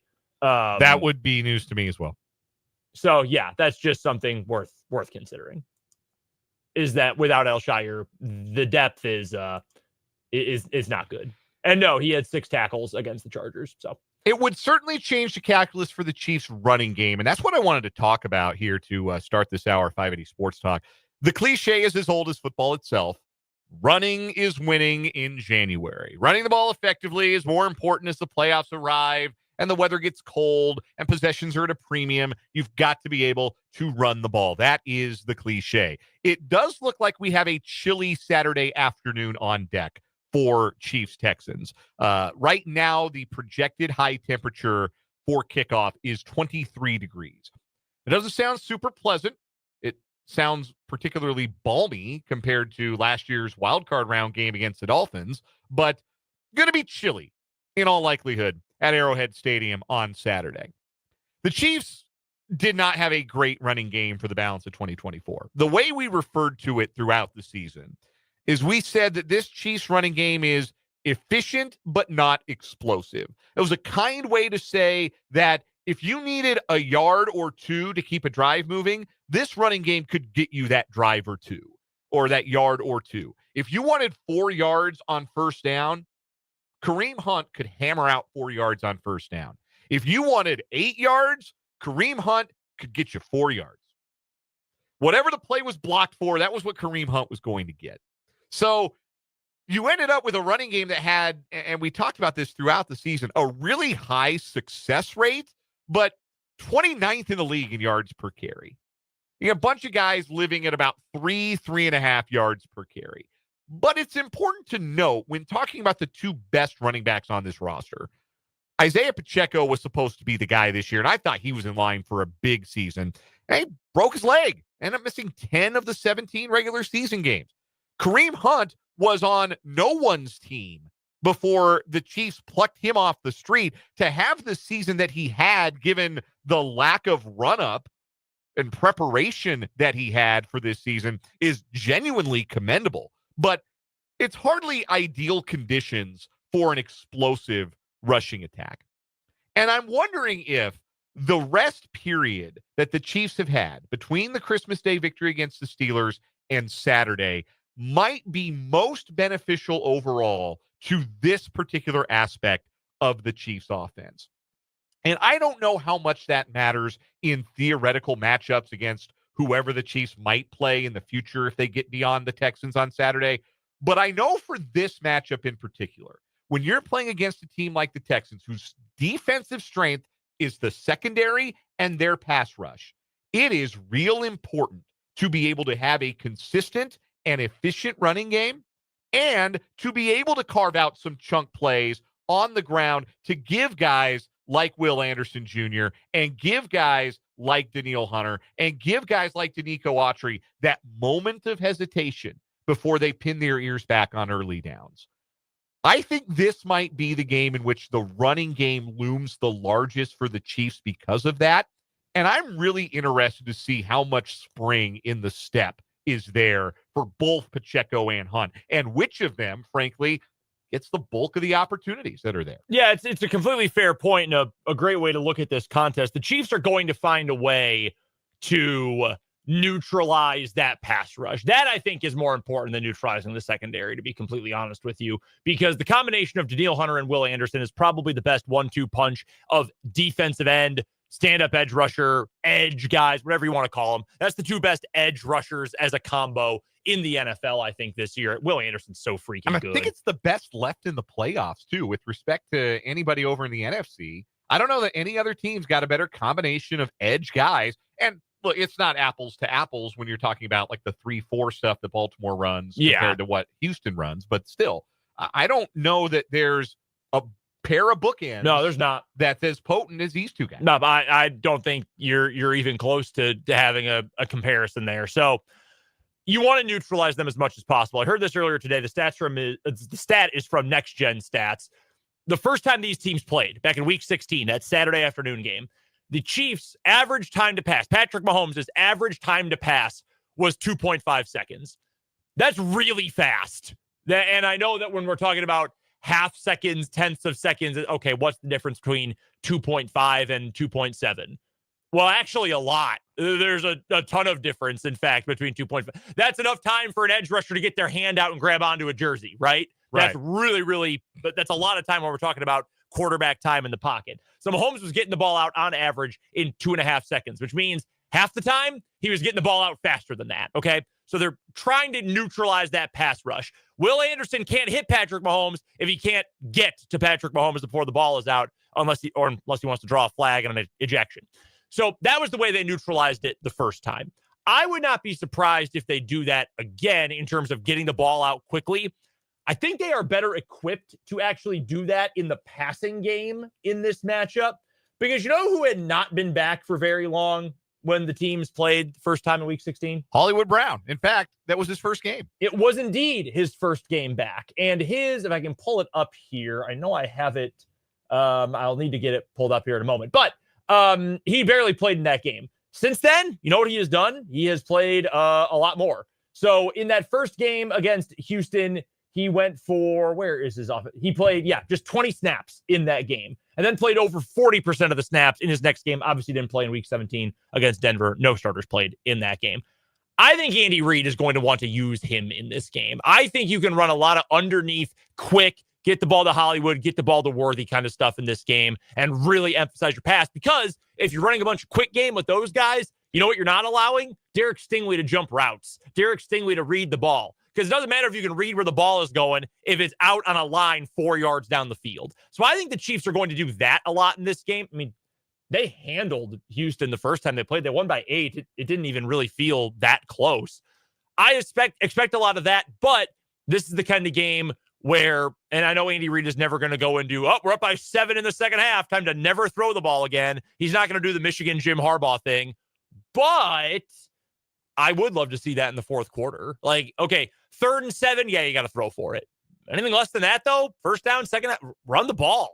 Try to wear them out. And more than anything, just don't give them the ball back. Don't let them play. And I think that's what you're going to look for. That's what I would want to see out of this running game. And again, you're exactly right. You have that extra week off, really 2 whole weeks off. You're feeling pretty good about how spry those guys can be. The Houston defense thrives on negatives, create a lot of havoc. There's a really good article today at The Ringer. Stephen Ruiz, friend of the show, he's been on 580 Sports Talk before, broke down what it is that has made the Texans defense successful, why they've been so good, and whether or not they can put together a plan to come into Kansas City and pull off the upset on Saturday. He points out in the article that when it comes to havoc plays, sacks and interceptions, nobody's better than the Texans in those departments. You know what you can't create a lot of havoc on? Run plays. There's not much havoc to be created there. Unless you're blowing up the best interior offensive line in football every play. Yeah. That's what you're asking for. And, it's interesting you bring this up, too. If what you're describing is the way the Chiefs want to go, and I don't think it's a bad plan, that means you start DJ Humphries at left tackle, right? I think he's going to anyway. I think he is, too. But if you're just talking about, if we're playing the hypothetical, Andy Reid, I don't know, he's not showing his hand. It could go either way. I think Humphries is going to start at left tackle. You play Tooney at guard and you just live with it. But if you want to emphasize the run more, I think you leave Tooney inside, because that's where, let a strength be a strength. And you still have a strength at tackle if Tooney is out there, but that is going to weaken your ability to run in between the tackles, even with Smith and Humphrey still playing at a high level. We'll take a quick time out here on 580 Sports Talk. CJ Moore coming up in just a bit for our Big 12 basketball breakdown. But first, on the other side of this break, it's time for What is Wrong with You on 580 WIBW.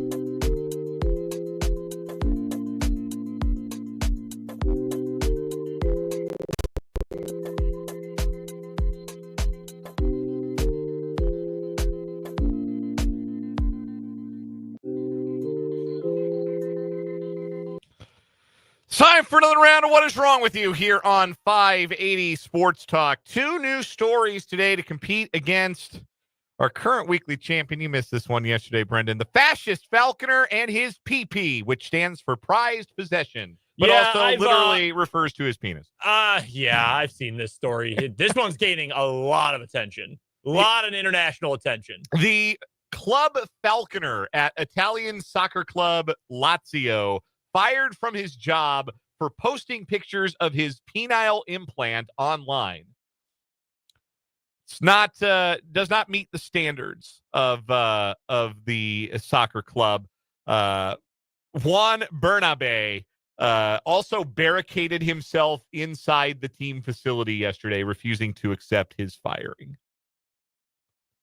The team president, Lotito is his last name, said, quote, "Our contracts state that whoever violates the club ethics must leave. Bernabe says he has an open relationship and has sex with multiple women. How can he represent us in the schools? He should represent a brothel, not Lazio." When somebody pointed out to the team president that he also is openly fascist and did a fascist salute and says that Benito Mussolini and Francisco Franco were good and that he admires them, and you only suspended him for that. Lotito's response to that was, "Perhaps the Roman salute is worse at your home, but not mine." There's a lot going on with this story. I hate this guy. I hate him so much. Everything about him. So that's our current weekly champion. What have you got today? All right. So we've got two actually somewhat kind of stories in a similar vein. Mine is going to take us, where are we going? To Florida here, where we meet Octavia Wells. She's 41 years old. She had $45 in her pocket. You know what she really wanted, Dan? Fentanyl. She really wanted fentanyl. Naturally. So she texted her drug dealer, and she said she wanted a couple of points, which is drug speak for 1/10 of a gram. That's what narcotics are or what, I'm sorry, fentanyl is sold in. I learn something new every day. So in her text, Wells identified herself, gave her name, said, I'm Octavia, etc., and arranged the drug transaction. After Wells then drove to meet her dealer at the Tom Thumb convenience store in Panama City, Florida, however, she was confronted by police and she was arrested. You know why? Because she accidentally texted a cop and not her drug dealer. I want to know why she had the cop's number saved in her phone. Well, don't worry. We've got an explanation. So Wells had been texting with investigator Stephen Pettyjohn with the Bay County Sheriff's Office, known as PJ. Wells had saved the police officer's number under his initials in her phone after a previous interaction. That is not explained in the pertinent complaint affidavit. However, we do know that the prior interaction did have to deal with some sort of drug-related probe. Wells told cops that Pettyjohn's initials were similar to that of her drug dealer, which caused the mix-up. Wells, again, a police officer, noted, quote, allowed me to look in her phone, and I confirmed that the phone was the same one she was using to text investigator Pettyjohn. Then they searched her car, and they found drug paraphernalia, including fentanyl. Oh, you imagine that. Yeah, gotta watch who you text. You know, why I always look, when I have to send someone a text who I haven't talked to in a little bit, I always make sure I'm texting the right person. What's the last thing I said? Thank you, officer. See you at 2:00. No, not him. Yo, where are my drugs? Yes, him. That's who I want. Yeah, exactly. Yeah, always make sure that text is being sent to the right person. They have the unsend now. Yeah, on the new iOS. That'd be even more shady. Yeah, that's true. If I'm texting the police officer and he sees unsend, yeah, I'm coming to her house immediately. Octavia loves Fent. Sent a message. Unsent a message. Yeah, I would be asking some questions. Anyhow, we go to Virginia Beach, Virginia for my story. We meet Hampton police officer, former Hampton police officer, Jerron Harry. He was a police officer, and court documents said he met 20-year-old Alexis Dream Copeland on an app and hired her for sex. A meetup occurred at an apartment in Virginia Beach, and Harry told police he sent $100 in Apple Pay transactions to Dream for sex. Court documents said they lay in bed before Dream suggested, hey, why don't we really steam things up? Why don't you join me in the shower? Why don't you get in the shower and I'm right behind you? Harry said Dream never joined him in the shower. He got out of the shower to realize his phone, keys, wallet, and car with his police credentials inside were gone. Police were able to track down his vehicle in Norfolk with two people inside, Dream and a man she described police as her, quote, baby daddy. Dream told police the Hampton officer had agreed to let her use his car and then later admitted that he actually did not give any of that permission. So Dream faces several charges, including grand larceny and prostitution. Jerron Harry, the officer, is not facing any charges, but his employment with the Hampton Police Division was terminated January 7th. Shocking. Because I don't know about you, but I don't want to hire somebody dumb enough to fall for the old, yes, this prostitute will totally not rob me while I turn my back. I don't want anybody who will fall for that working for me. I don't care if I'm the police chief or whoever. All right, so I'm going to vote for the accidental text here. I think that's a little more slapsticky. This guy is so dumb. This other police officer is so stupid. Yeah. Bro. Mm-hmm. Like, come on, man. You might as well just step on a rake and, like, wear googly eyes if you are going to be this dumb. Come on. All right, I'm with you. We can do the accidental text here today, but does that beat the fascist falconer? No. Everything, what a bad person. Everything about him is funny, except for the fascism. Fascism is not funny. Fascism is bad. But he moves on as our What Is Wrong With You winner. CJ Moore joins us next on 580 Sports Talk.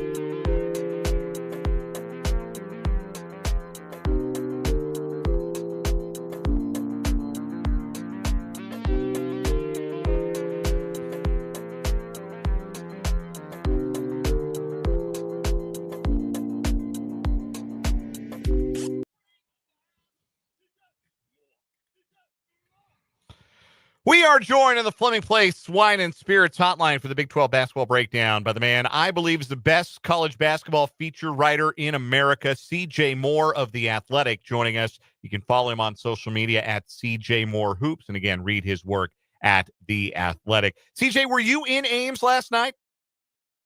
No, I was at home in Kansas City. So you watched from the same vantage point we did. That being said, we all saw what we saw, which was a 17-point victory for the Iowa State Cyclones over Kansas. What was your biggest takeaway from that game from the Kansas perspective? What did that game reveal to you about the Jayhawks?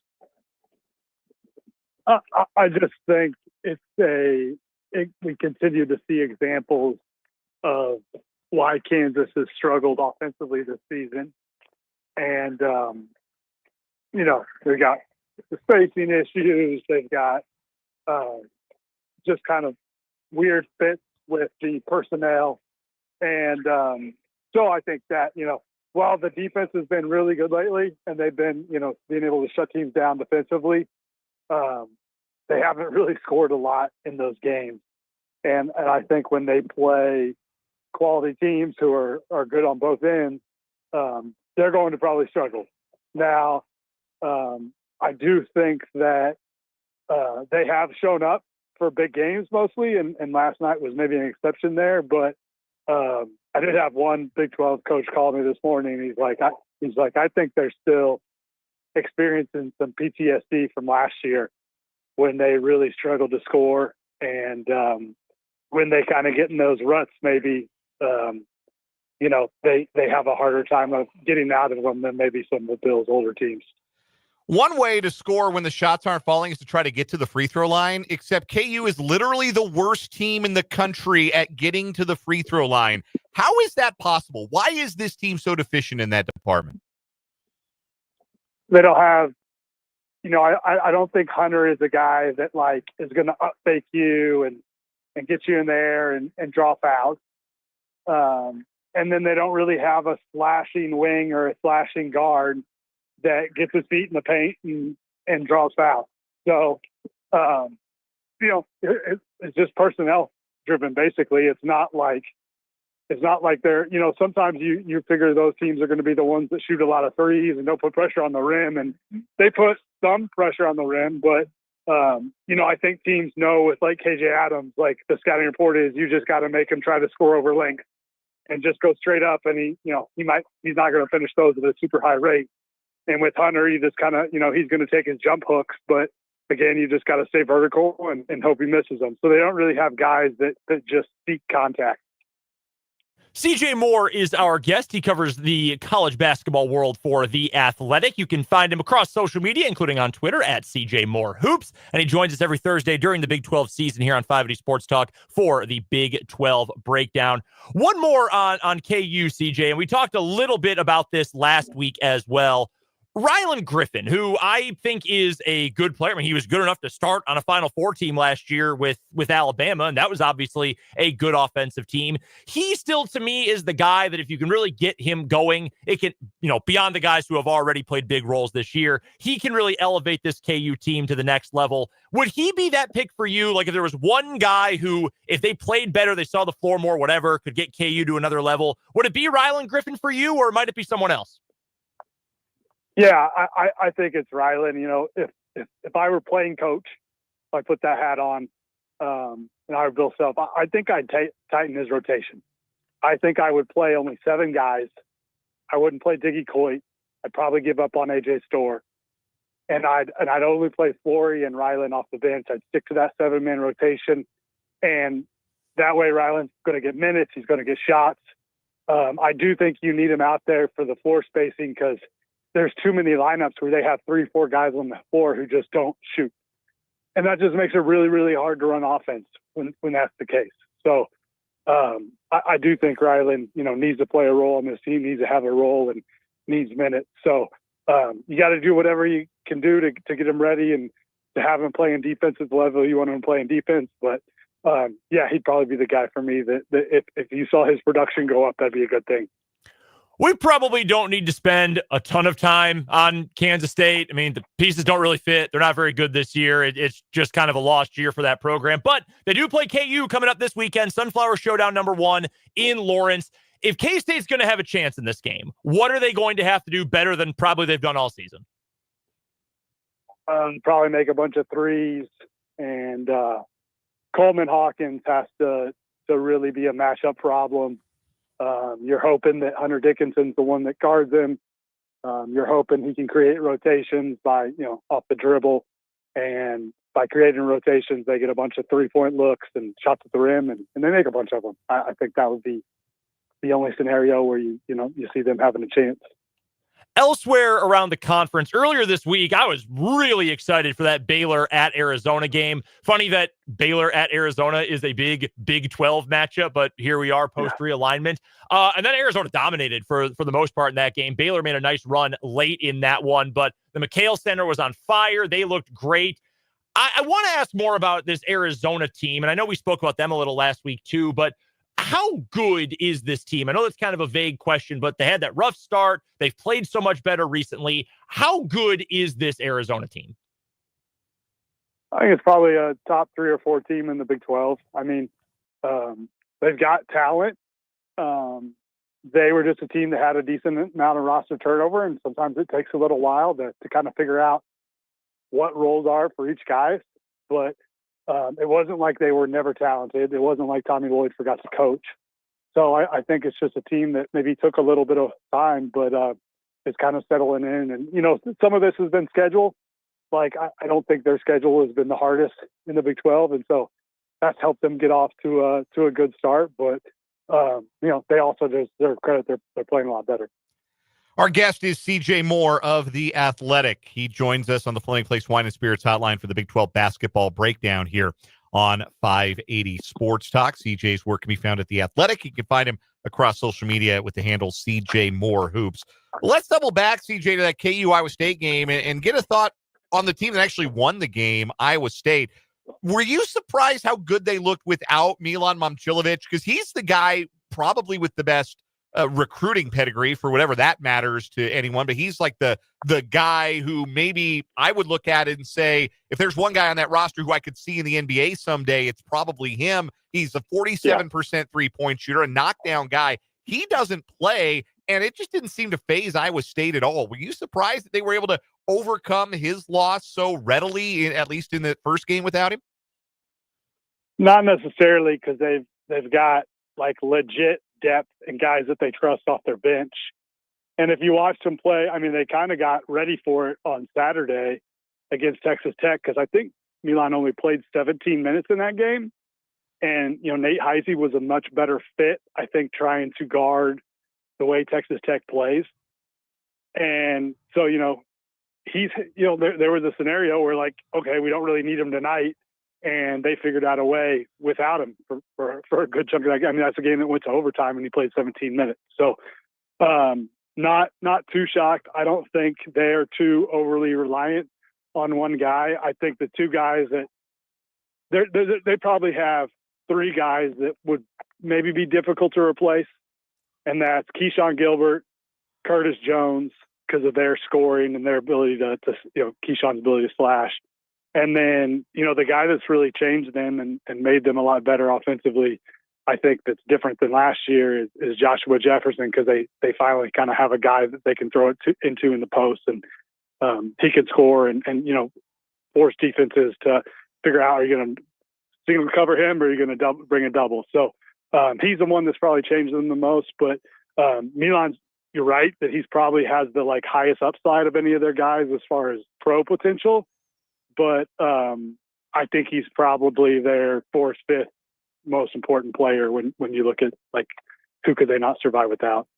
You wrote about this today at The Athletic, and I want people to go read it if they have not yet, and subscribe to The Athletic if they have not yet, and read your work. But what is it about TJ Otzelberger's use of the transfer portal? What is the secret sauce for him that seems to be working, especially when we look at some misfires for Kansas and Bill Self, and a season of misfires now with Jerome Tang, in this case, state roster in the transfer portal. But there are a lot of guys that came in from the portal for this Iowa State roster too. And they're 15-1 and number 2 in the country. Why is it working for TJ Otzelberger? How is he using the portal more effectively than other coaches in the country are? Well, there's a couple things. One, I'll start off with it's a little bit luck. Like, there's Curtis Jones. Like, did they picture him becoming what he's becoming? Probably not. But the other things are, I think that he really goes and finds guys that are hungry. Like, he doesn't. He told me when I went and visited this preseason, I did a bigger, longer, more in-depth story on it. I encourage people to go find it. Basically, it was called like Moneyball, Iowa State's Moneyball approach or something like that. And he's really tried to stay away from like high major transfers. He wants mid to low major guys who are more mids that have that he has confidence that they can play at the high major level, but he knows they want more, and like they have a desire to really prove themselves. So he has hungry guys coming in. He's gone and gotten big physical guys that fit his system and can defend the way he wants to defend, and then enough shooting, and then they really lean into development, and here we are. And I think they've done a terrific job of just identifying those guys that will fit him and like fit their culture, which is different. Like he is almost militant in the way he runs it. And they've done a really good job of identifying those guys. And, part of it too is he's every single guy he's brought in, almost every single guy, like he had some kind of past connection to them. So like he's known them, or somebody on his staff has known them before. So I think, these portal recruitments are so fast and such speed dating that you don't always get to know the guys. And I think they've done a good job of being like, okay, we know the background on this guy and we think he can fit us. Where I think some of the guys that these schools are taking, they don't necessarily know the background of these guys and they don't really know how they're going to fit. And it takes time, and it's hard to come in and be the best player right away on a new team. And his guys haven't necessarily always had to do that. Like, it's their second year, you see, with some of these guys where they're really taking off.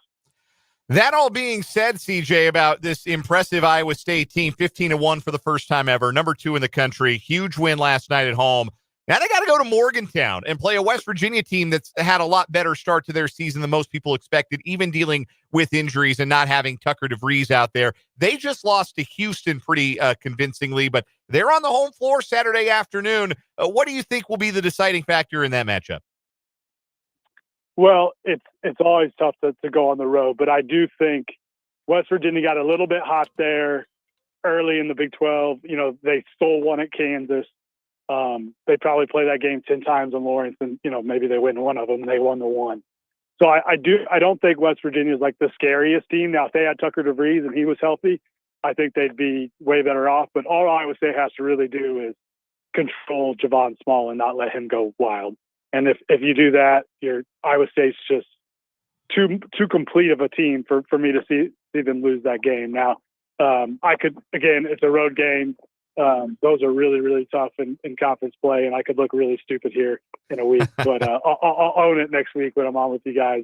If Iowa State goes there and loses, I'd say Iowa State's probably 75% chance wins that game. He is the best college basketball writer in America. CJ Moore of The Athletic joining us for the Big 12 basketball breakdown here on 580 Sports Talk. CJ, always a pleasure talking hoops with you. We'll do it again next week. All right. Thanks, guys. Have a good one. That is CJ Moore. We'll take a timeout, come back, wrap up this 4 o'clock hour, 580 Sports Talk next.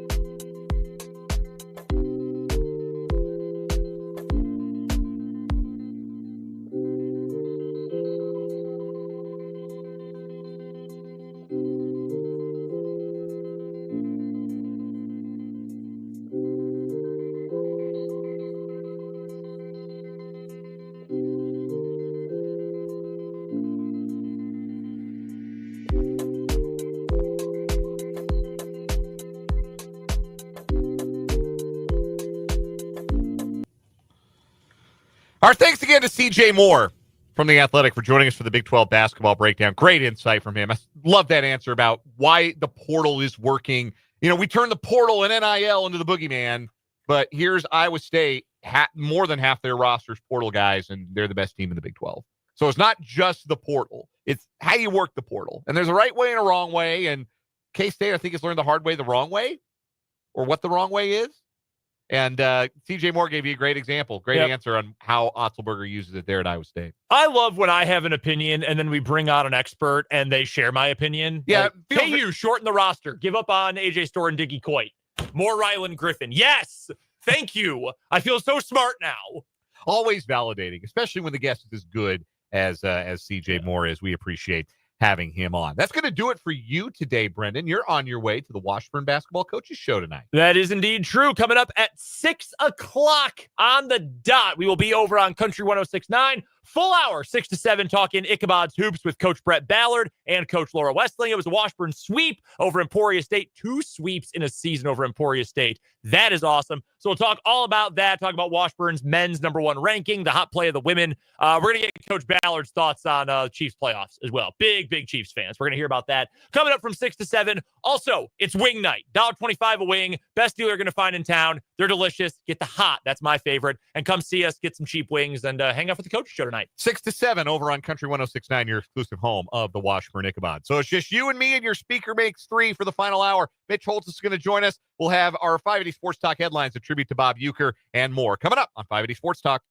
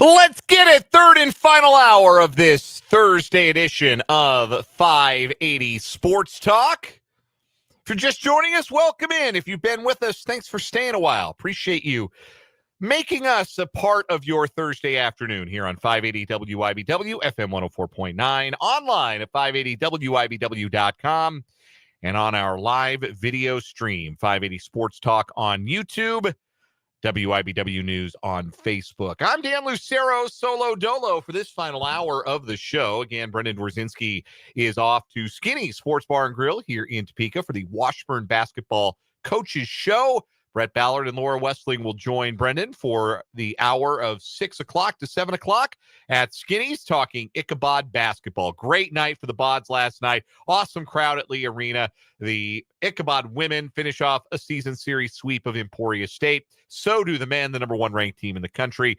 And they'll break that all down tonight. That's to be heard over on our sister station, your home of the Ichabods, Country 106.9. But why not go out in person tonight? If you're in the capital city, go get some wings, go get a brew or something cold to drink. It doesn't matter.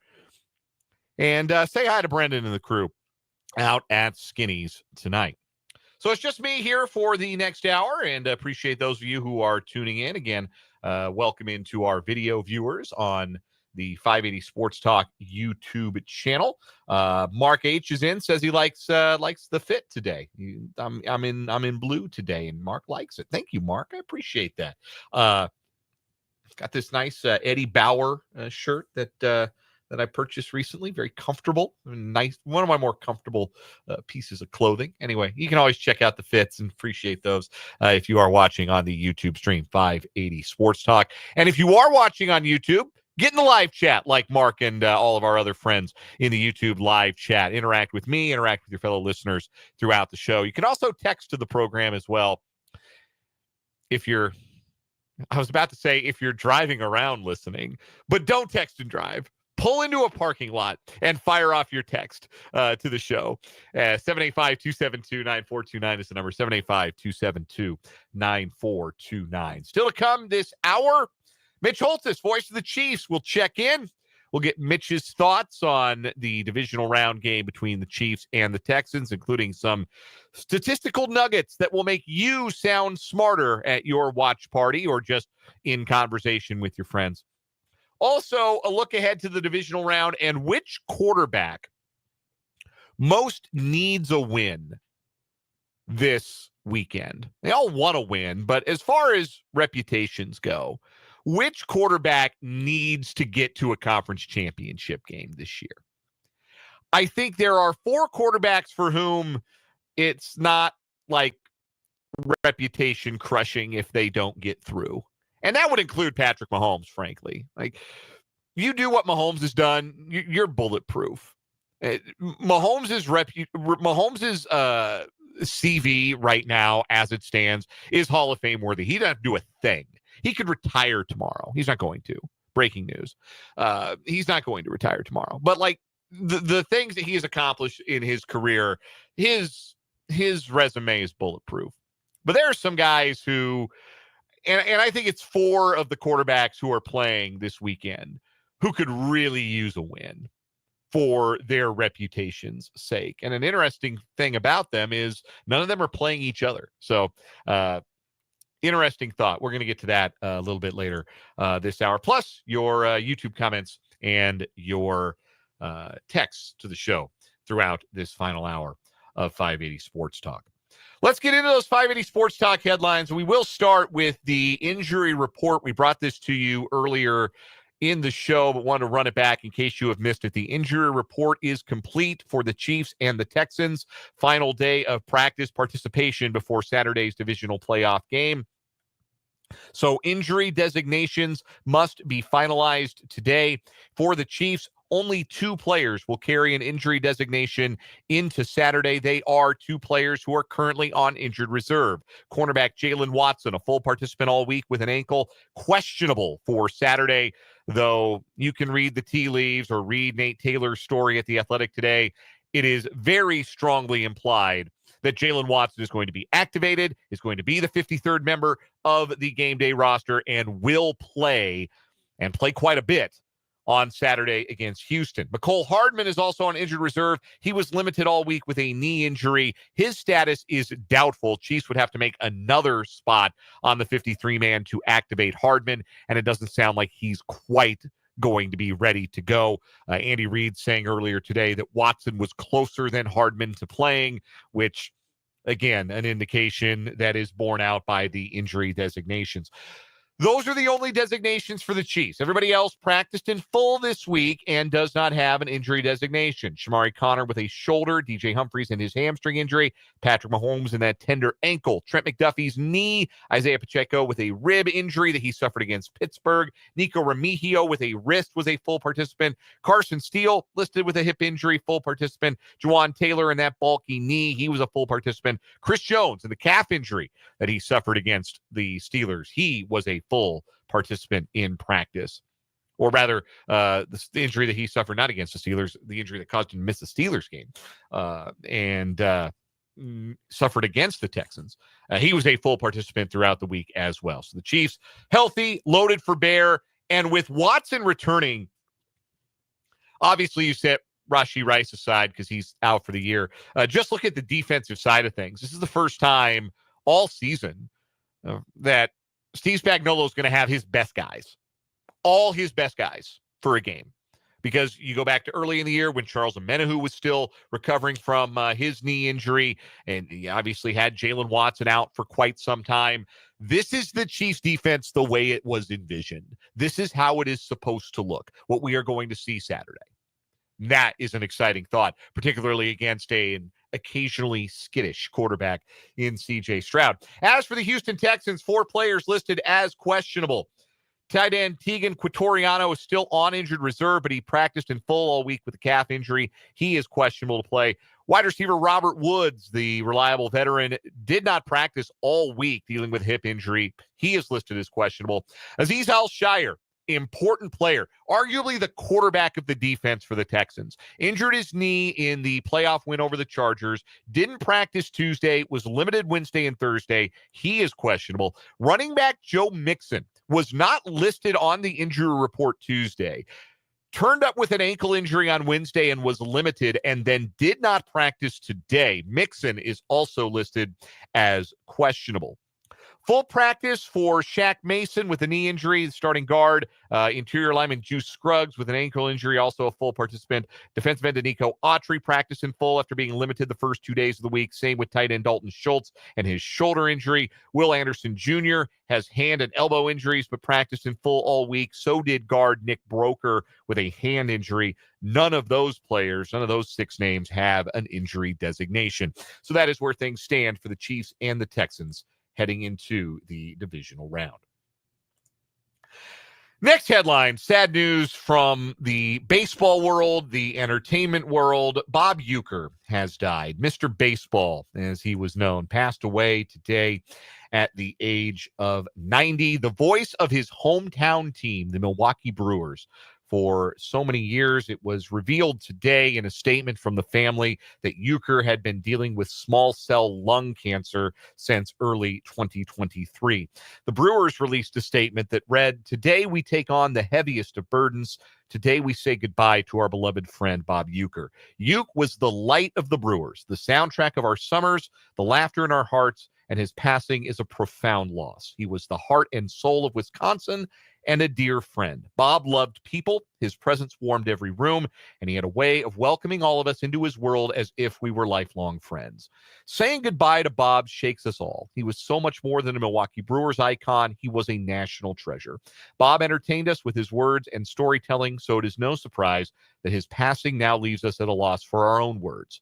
There's no describing the impact Ueck had on so many, and no words for how much he was loved. We are left with a giant void in our hearts, but also remember the laughter and joy he brought to our lives." A beautiful statement, really, from the Brewers earlier today. It's hard to know where to begin with Bob Uecker, and this is where Uecker himself would probably say, well, you don't have to begin with a playing career. Over a 6-year playing career, Bob Uecker hit 200. an even 200, although you did have to round up a little bit to get to that 200 number. As a journeyman catcher for the Cardinals and for his hometown team, the Brewers, he tells, or Braves rather at the time, he tells the great story of the scout that signed him and said the cost to sign was $3,000. That was a pain for my dad who had to scrounge the money together, but ultimately he did it. One of the many, many great lines and great stories that Bob Uecker told over the course of his life as a player, as an entertainer, an actor, and of course, voice of the Brewers for so many years.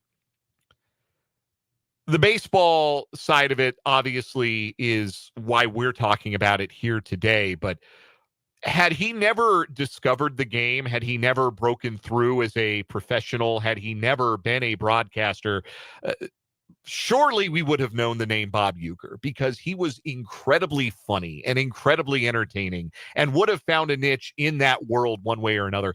Do you know who thought Bob Uecker was one of the funniest people he ever met? Norm Macdonald. Let that one sink in for a second. Norm Macdonald counted Bob Uecker among the funniest people he ever knew. Obviously, hundreds of appearances on The Tonight Show. His time as a television actor was on Mr. Belvedere, as Mark H. points out in the YouTube live chat. My introduction to Bob Uecker, and I'm sure so many others of my age group or slightly older, slightly younger, was as the iconic Harry Doyle, voice of the Cleveland Indians, on the Major League series of movies. And every one of us who's ever taken the microphone since has done a bit of Harry Doyle at some point. Whether it's, we only got one damn hit, or just a bit outside. Tried the corner and missed. That bit of sarcasm, that bit of self-deprecation. What Bob Uecker taught was that you could do play-by-play, you could tell the story of the game, and you could be funny while you were doing it. And that's not an easy thing to do. As somebody who's done play-by-play now for a long time, for more than half of my life, it can be hard to keep it light, to be naturally funny. Bob Uecker was naturally funny and could be funny within the course, could make a joke or make a comment that could make you laugh and make you smile, all while continuing to describe, and there's a ground ball to short.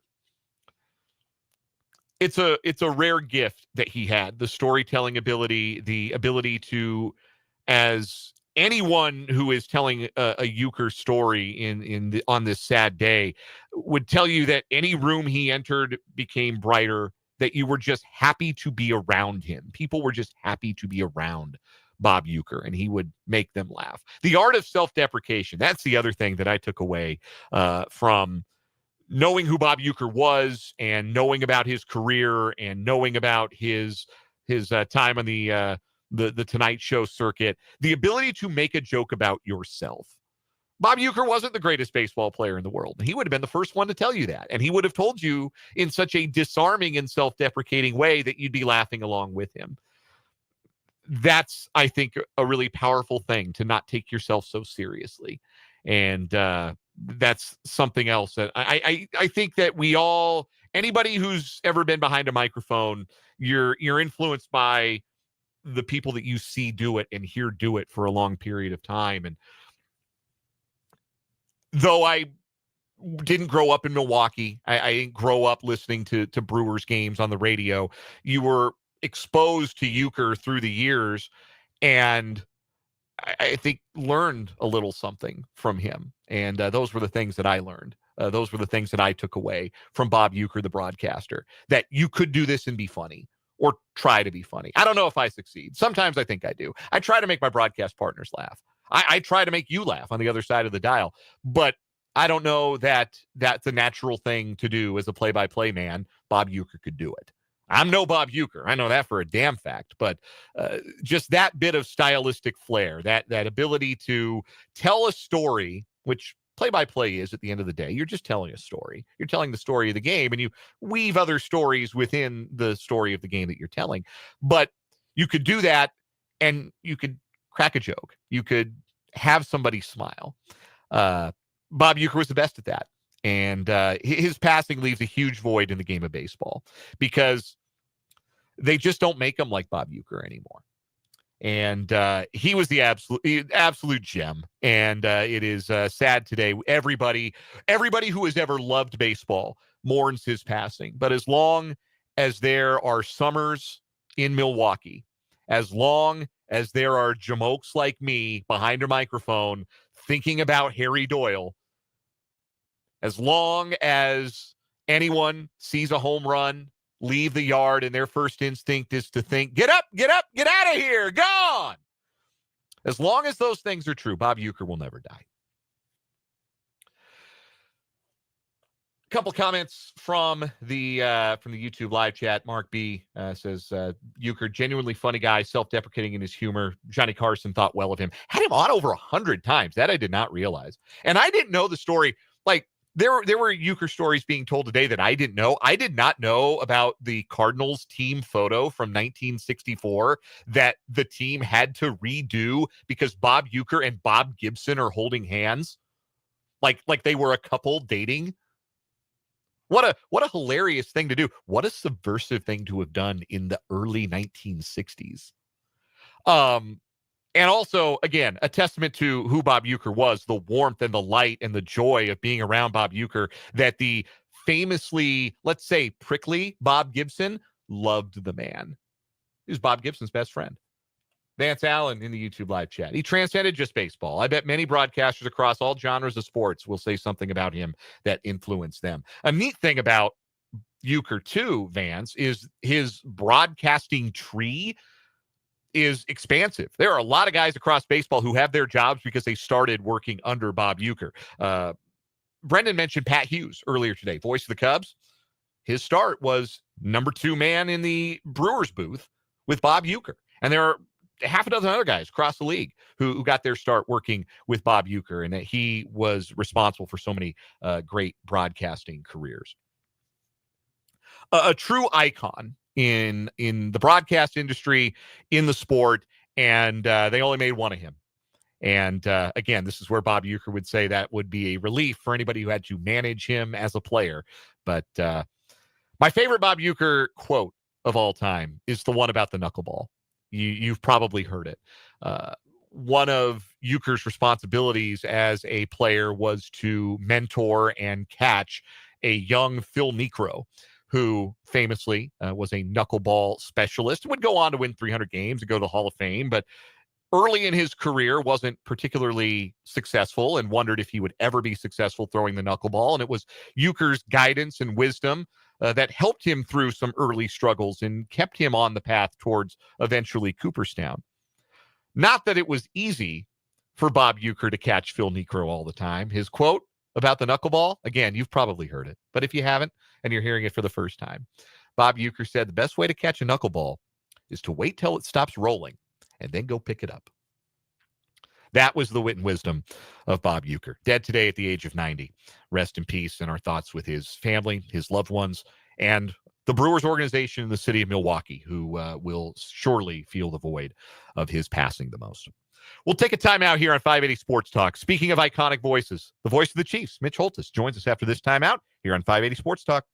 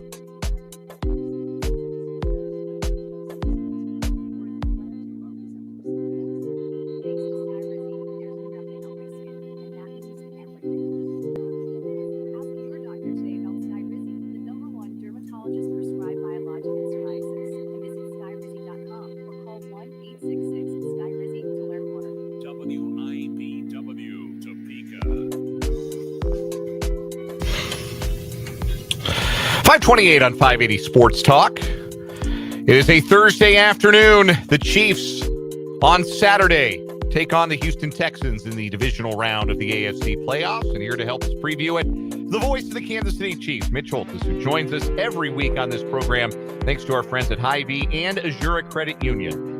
Contact Crystal Rippey, Kirsten McCall, or Kristen Ambergy about the credit union advantage in getting your first or your next home loan. And Mitch, got to ask first, how did you enjoy the playoff bye?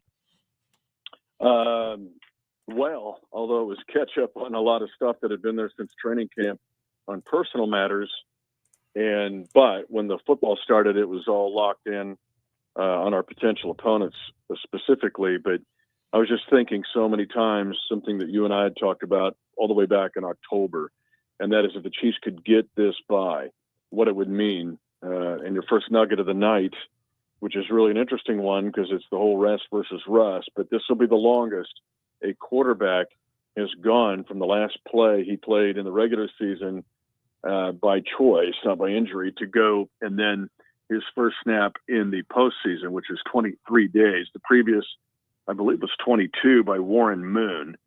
And he lost to the Chiefs in the divisional playoff round that year when he was the Houston Oilers quarterback. But I was just thinking, watching these teams kind of slug it out, that so good not to be playing. And I'm not buying the rest versus rust. Mahomes will be ready to go, although it's been 23 days, 23 glorious days since these guys, first teamers, have played a lot.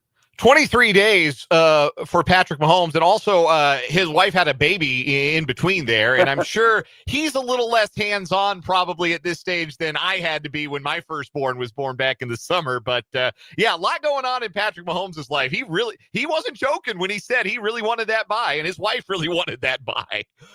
Well, and they induced the labor, so yes, they were all excited about that.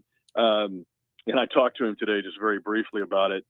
So yes, and he's also like insulated from like, oh, what's going to happen? He's going to be up all night trying to help Brittany with the baby, with Golden, and like, no, Brittany gets it too. Thinking about you should have been a future Pro Football Hall of Fame quarterback with 15 playoff wins and the best quarterback rating in the history of the NFL in the playoffs, so that you could tell your wife, hey, we better get a nanny and get you some help. But I've got to go to do the show. I'm out of here. Yeah, he's missing out. I'll tell you, those first week, those diapers are really fragrant. That first week, he's missing out, man.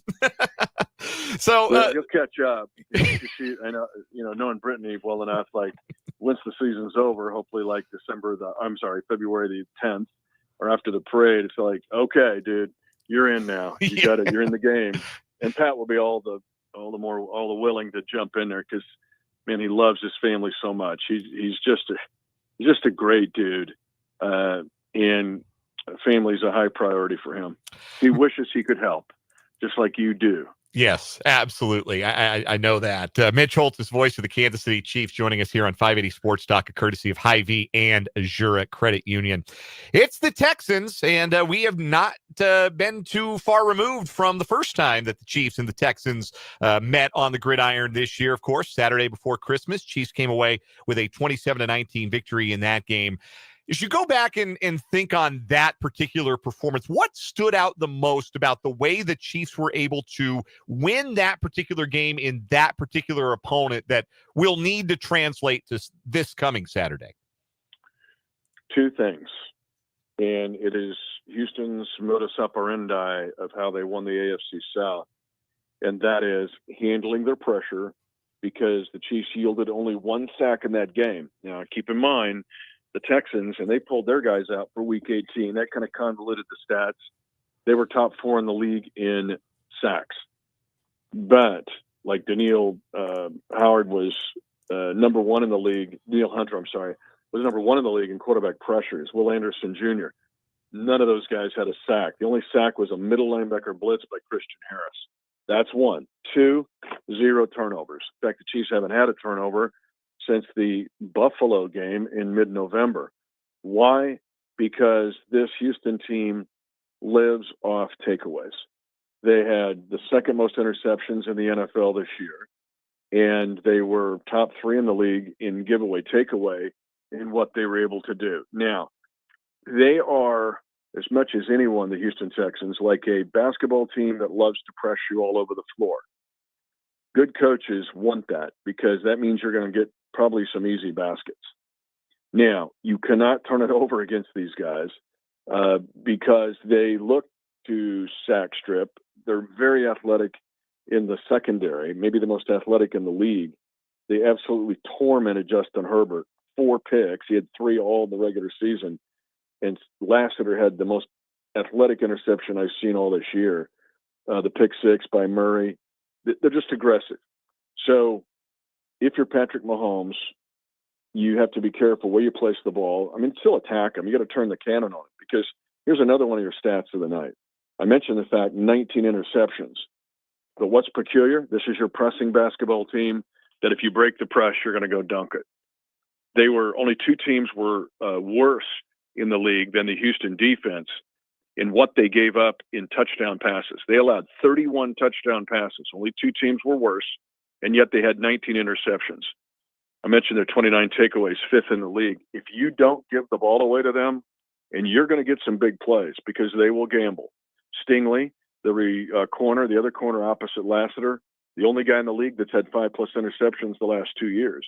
They'll gamble. They want to gamble. They want to go after it and get that big play like they did against Herbert. But when they do that, it opens them up to get a big play against them. So this is a team where you can capture their cannon and turn it on them. We were talking about this earlier on the show, Mitch. One way to mitigate the impact of an elite pass rush and an excellent secondary is to run the ball efficiently and effectively. And I don't know that there's a position group that might have benefited more from the extended rest than these Chiefs running backs, particularly Kareem Hunt and Isaiah Pacheco. Pacheco dealing with still coming back from that injury. Hunt was a street free agent, signed early in the season. Probably nice to get off of his feet for a couple of weeks, so to speak. How much of an impact can the ground game have, you think, in this matchup? I'm not certainly suggesting that they run the wishbone and hand the ball off 50 times or anything like that, but how much of an impact can the running game have, and how much impact do you think the rest will have on the Chiefs' ability to run the ball? Yeah, I think it's an awesome question and an inference and a hypothesis on your point because I totally agree. And I'm going to throw some Pirine in there. I keep throwing him in there in these discussions because of his playoff experience. I mean, this team has an unusual winning playoff experience, over 290 playoff wins, close to 300 when you look at this team. But Pirine's part of that. Remember what he did to us on a 41-yard screen in the AFC Championship game in 2021, which totally turned the game around. But Kareem Hunt, who's never won in the divisional round, he missed all the fun when he was dismissed from this team, gets another chance. He, I think, will be a weapon in this game. Pacheco, you mentioned his ribs. For Hunt, it's just getting the fresh legs. And for Pirine, it's just getting more of the offense, and he, too, getting fresh legs. And he's 29 years old. Hunt's also 29. So you're dead on. The running backs, not only as runners, but as receivers, and receivers turn into runners down the field, are a real weapon in this game for the Kansas City Chiefs, in my opinion. I think it's interesting. I think it's telling, Mitch. This will be the 5th time in 7 years that the Mahomes-Reed era Chiefs have played a team in the divisional round that they already played in the regular season. And they're 4-0. Obviously, they're unbeaten in the divisional round with this group, but they're 4-0 against those teams. And in all of those games but one, the Chiefs improved on their regular season result. And the only one that they didn't improve on was the Jacksonville game, where they won by 10 in the regular season, and they only won by 7 in the divisional round, but Mahomes missed a chunk of that game when he got his ankle turned over. So the Chiefs' ability to play a team better the second time around at this stage, obviously it starts with the guy up top, Andy Reid, but what else do you think goes into that? The fact that the volume of what the Chiefs do is as extensive as any team in the league. It's why I keep harping about OTAs and training camp and how hard they work and the volume in their iPad on both offense and defense. Andy Reid can unleash fury and save 2 battalions that you haven't seen yet. The Texans on Saturday are going to see sets, personnel groupings, and plays they weren't even close to seeing on December the 21st. Now, harder for Houston to do. I'm sure they've got some stuff, too, that they bookmarked. But they had to play last week. They had to win last week. And Stroud was impressive. But that getting the bye is just one more way for Andy Reid. Not only is he good off buys, but in rematches. It's why I think he's dominated the division. Divisions are rematch games. That's where you win your divisions. And I don't have the rematch number in front of me, but it's extensive. And what you're alluding to is rematches in the postseason. And so whether it's a division opponent or not, Andy Reid's volume and Spags' volume on both offense and defense leaves the opposing team going, well, we've got these guys figured out. In the first drive, Houston is going to see stuff they've never seen before. And maybe they've got some stuff cataloged for the Chiefs, but not to this volume. And that's why Andy Reid is so brilliant. But this is not even the last 2 weeks. It's all year long. All right, Mitch, close us out with some divisional playoff nuggets. I know you've got a few. I know we probably stepped on a couple of them here, but it's divisional round time. Chiefs have won the last 6 games in the divisional round. What should we be looking for? What should we know about this matchup against the Texans on Saturday? We know it's at stake historically for the Chiefs. But this is the biggest game in Houston's franchise's history. They came into being in 2002. They have never won in the divisional playoff round. They've never played in the AFC Championship game. And you're talking some pretty good teams, the J.J. Watts of the world and others, D-Hop, Andre Johnson. Never been to this level. This would be the biggest win of the Houston Texan history. We know what historically is on the line for the Chiefs. When you look at Patrick Mahomes and what he's done in this round, it's just stupid. 6-0, as you mentioned, but 13 touchdown passes, 0 interceptions, 16 total touchdowns. I had the 3 rushing touchdowns in this level at the divisional playoff round. And you have 16 total touchdowns, and he's never turned it over in this divisional round. So you take into account the history that's up for grabs in this game on Saturday for both teams, and the fact that Mahomes in this level, in this part of the playoffs, this part of the bracket, there has been no equal for Patrick Mahomes, including Tom Brady, Montana. Nobody's done what Mahomes has done in the divisional round. So let her rip, boys, and let's see what we got. Mitch Holthus is the voice of the Kansas City Chiefs and joins us Thursdays at this time throughout the season with the help and the support of our friends at Hy-Vee and Azura Credit Union. Mitch, always a pleasure. Have a great call on Saturday. We'll look forward to talking to you next week. Hair's on fire, baby. Let's go. This is like the 10,000-meter run, and you've led the race all the way through, but now you're down to the last 3 laps. And these 3 laps will be hard, but we're here. No time like playoff time. Thanks again, Mitch.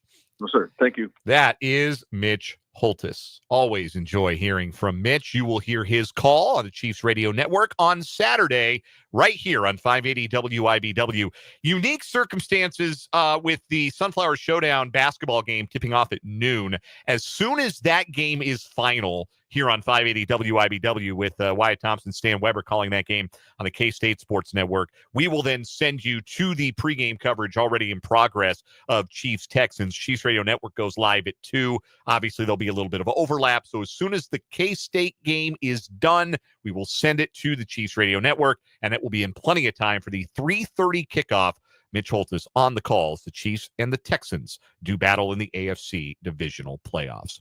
We'll take a quick timeout. When we come back, who's got the most at stake as a quarterback in the divisional round of these playoffs? We'll talk about it next on 580 Sports Talk.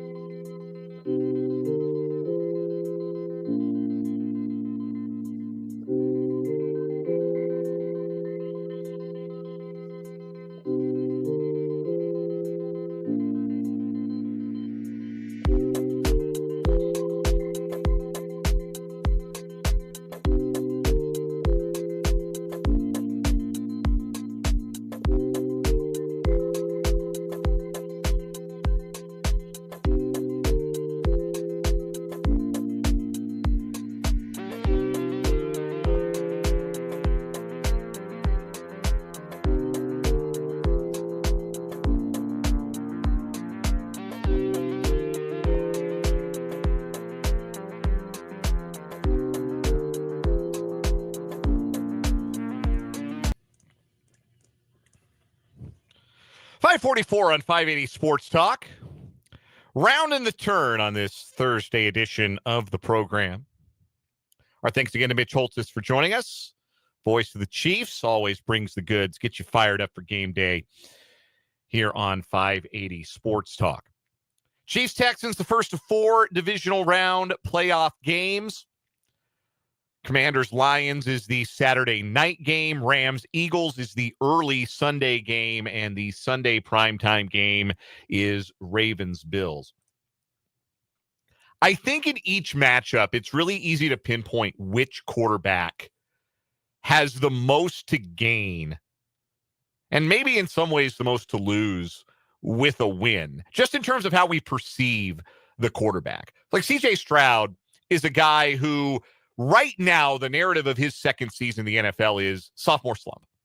Not as good as he was as a rookie, and there obviously were some extenuating circumstances that were beyond his control. He lost Stephon Diggs for the season about midway through, lost Tank Dell for the season late. It's Nico Collins and the Pips that he's throwing to right now. But it wasn't always that, and Stroud still had struggles throughout the season, and some of that, again, is down to some play calling and Bobby Slowick having a tough year as his offensive coordinator, a running game that was not entirely reliable, even with the addition of a guy like Joe Mixon.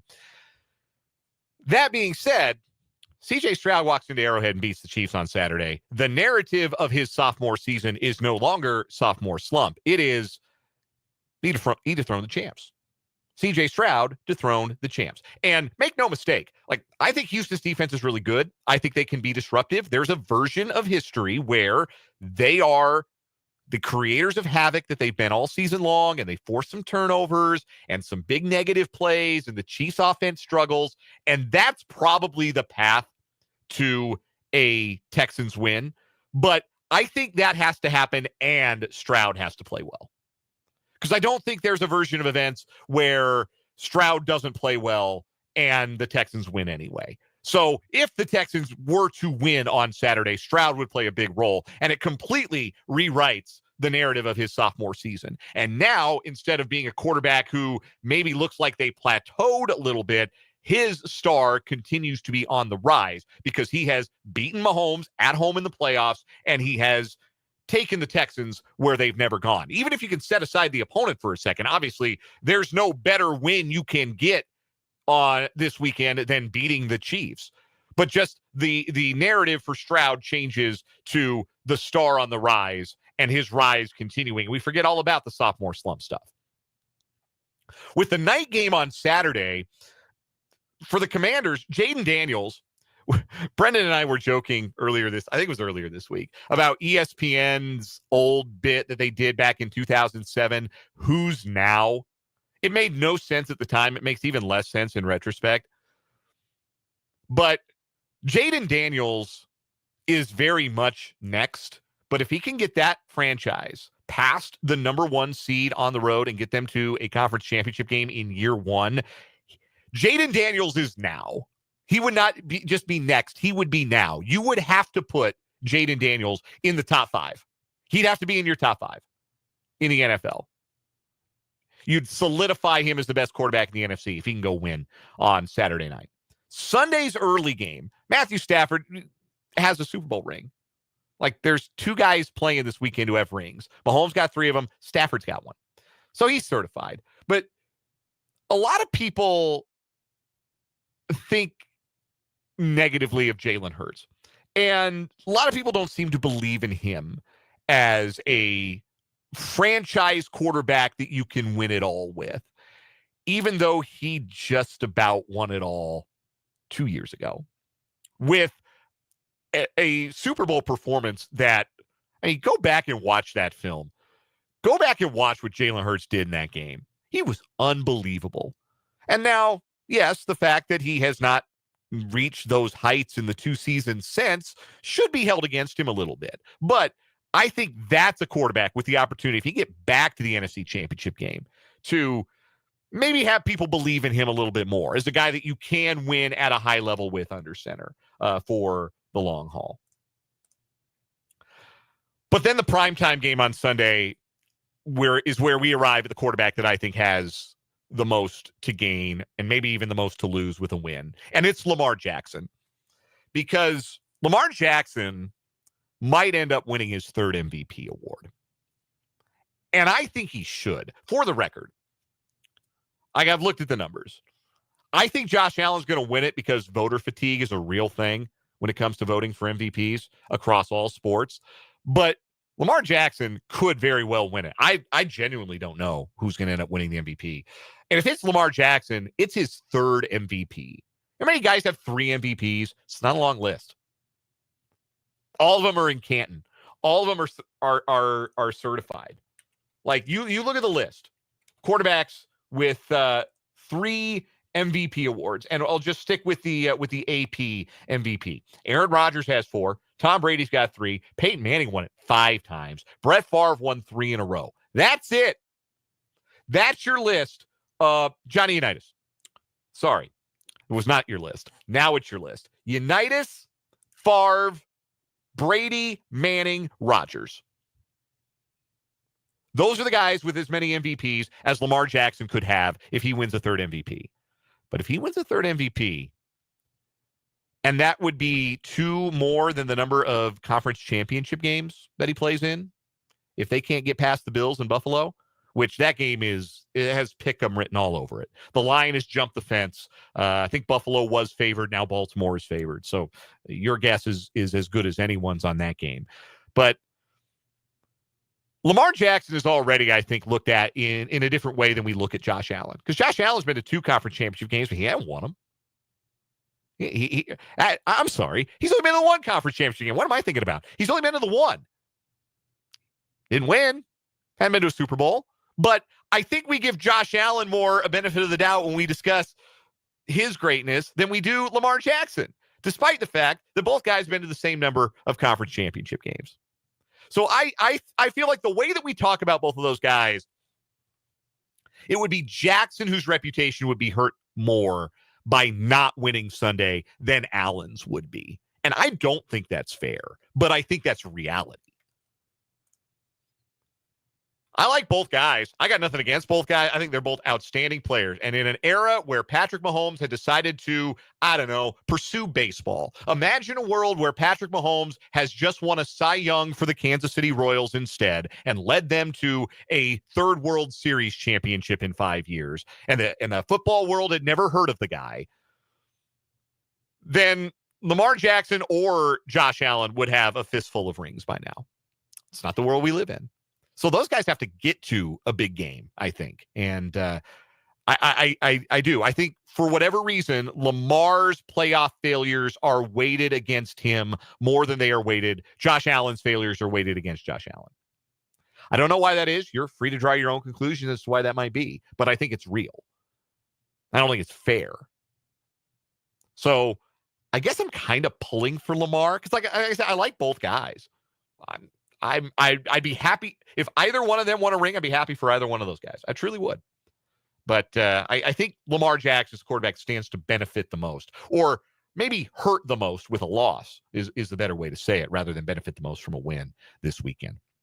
We'll take one more timeout, but first, a word from my friends at Great Life. Look, the streets are clear. The sun is out. It's time to pursue those fitness goals that you have for yourself in this new year. Let Great Life help you get there. 8 outstanding facilities, great gleaming equipment. There's something for everyone at every one of those locations. There's one near you, wherever you may be in the capital city. Become a member today. Go to greatlifetopeka.com for more information. Final word next on 580 Sports Talk.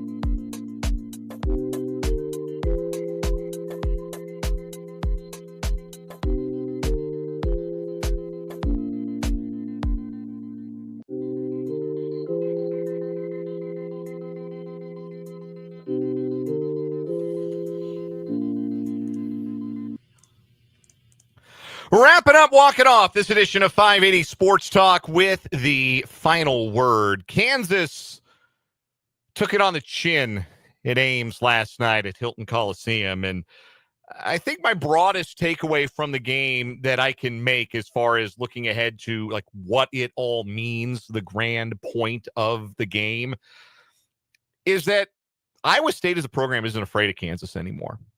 And that is a growing trend across the Big 12, is that there are programs in this league who just don't fear Kansas. And Kansas won all those Big 12 titles in a row because they had a mystique about them. You didn't go to their building and win. You had a lot of trouble with them when they came to yours. The run was always coming. And right now in this era, there are teams whose coaches are not afraid of Kansas and have instilled an attitude of no fear against the Jayhawks. Baylor is like this now. I think that Iowa State is certainly like this. Houston has proven that they are like this now. And that's why it's harder for Kansas to win the Big 12, because there are programs that aren't scared of them and can handle them the way Iowa State did last night. That'll do it for us today. We're back tomorrow from 3 until 6. For Brendan, I'm Dan. This was 580 Sports Talk. Good night.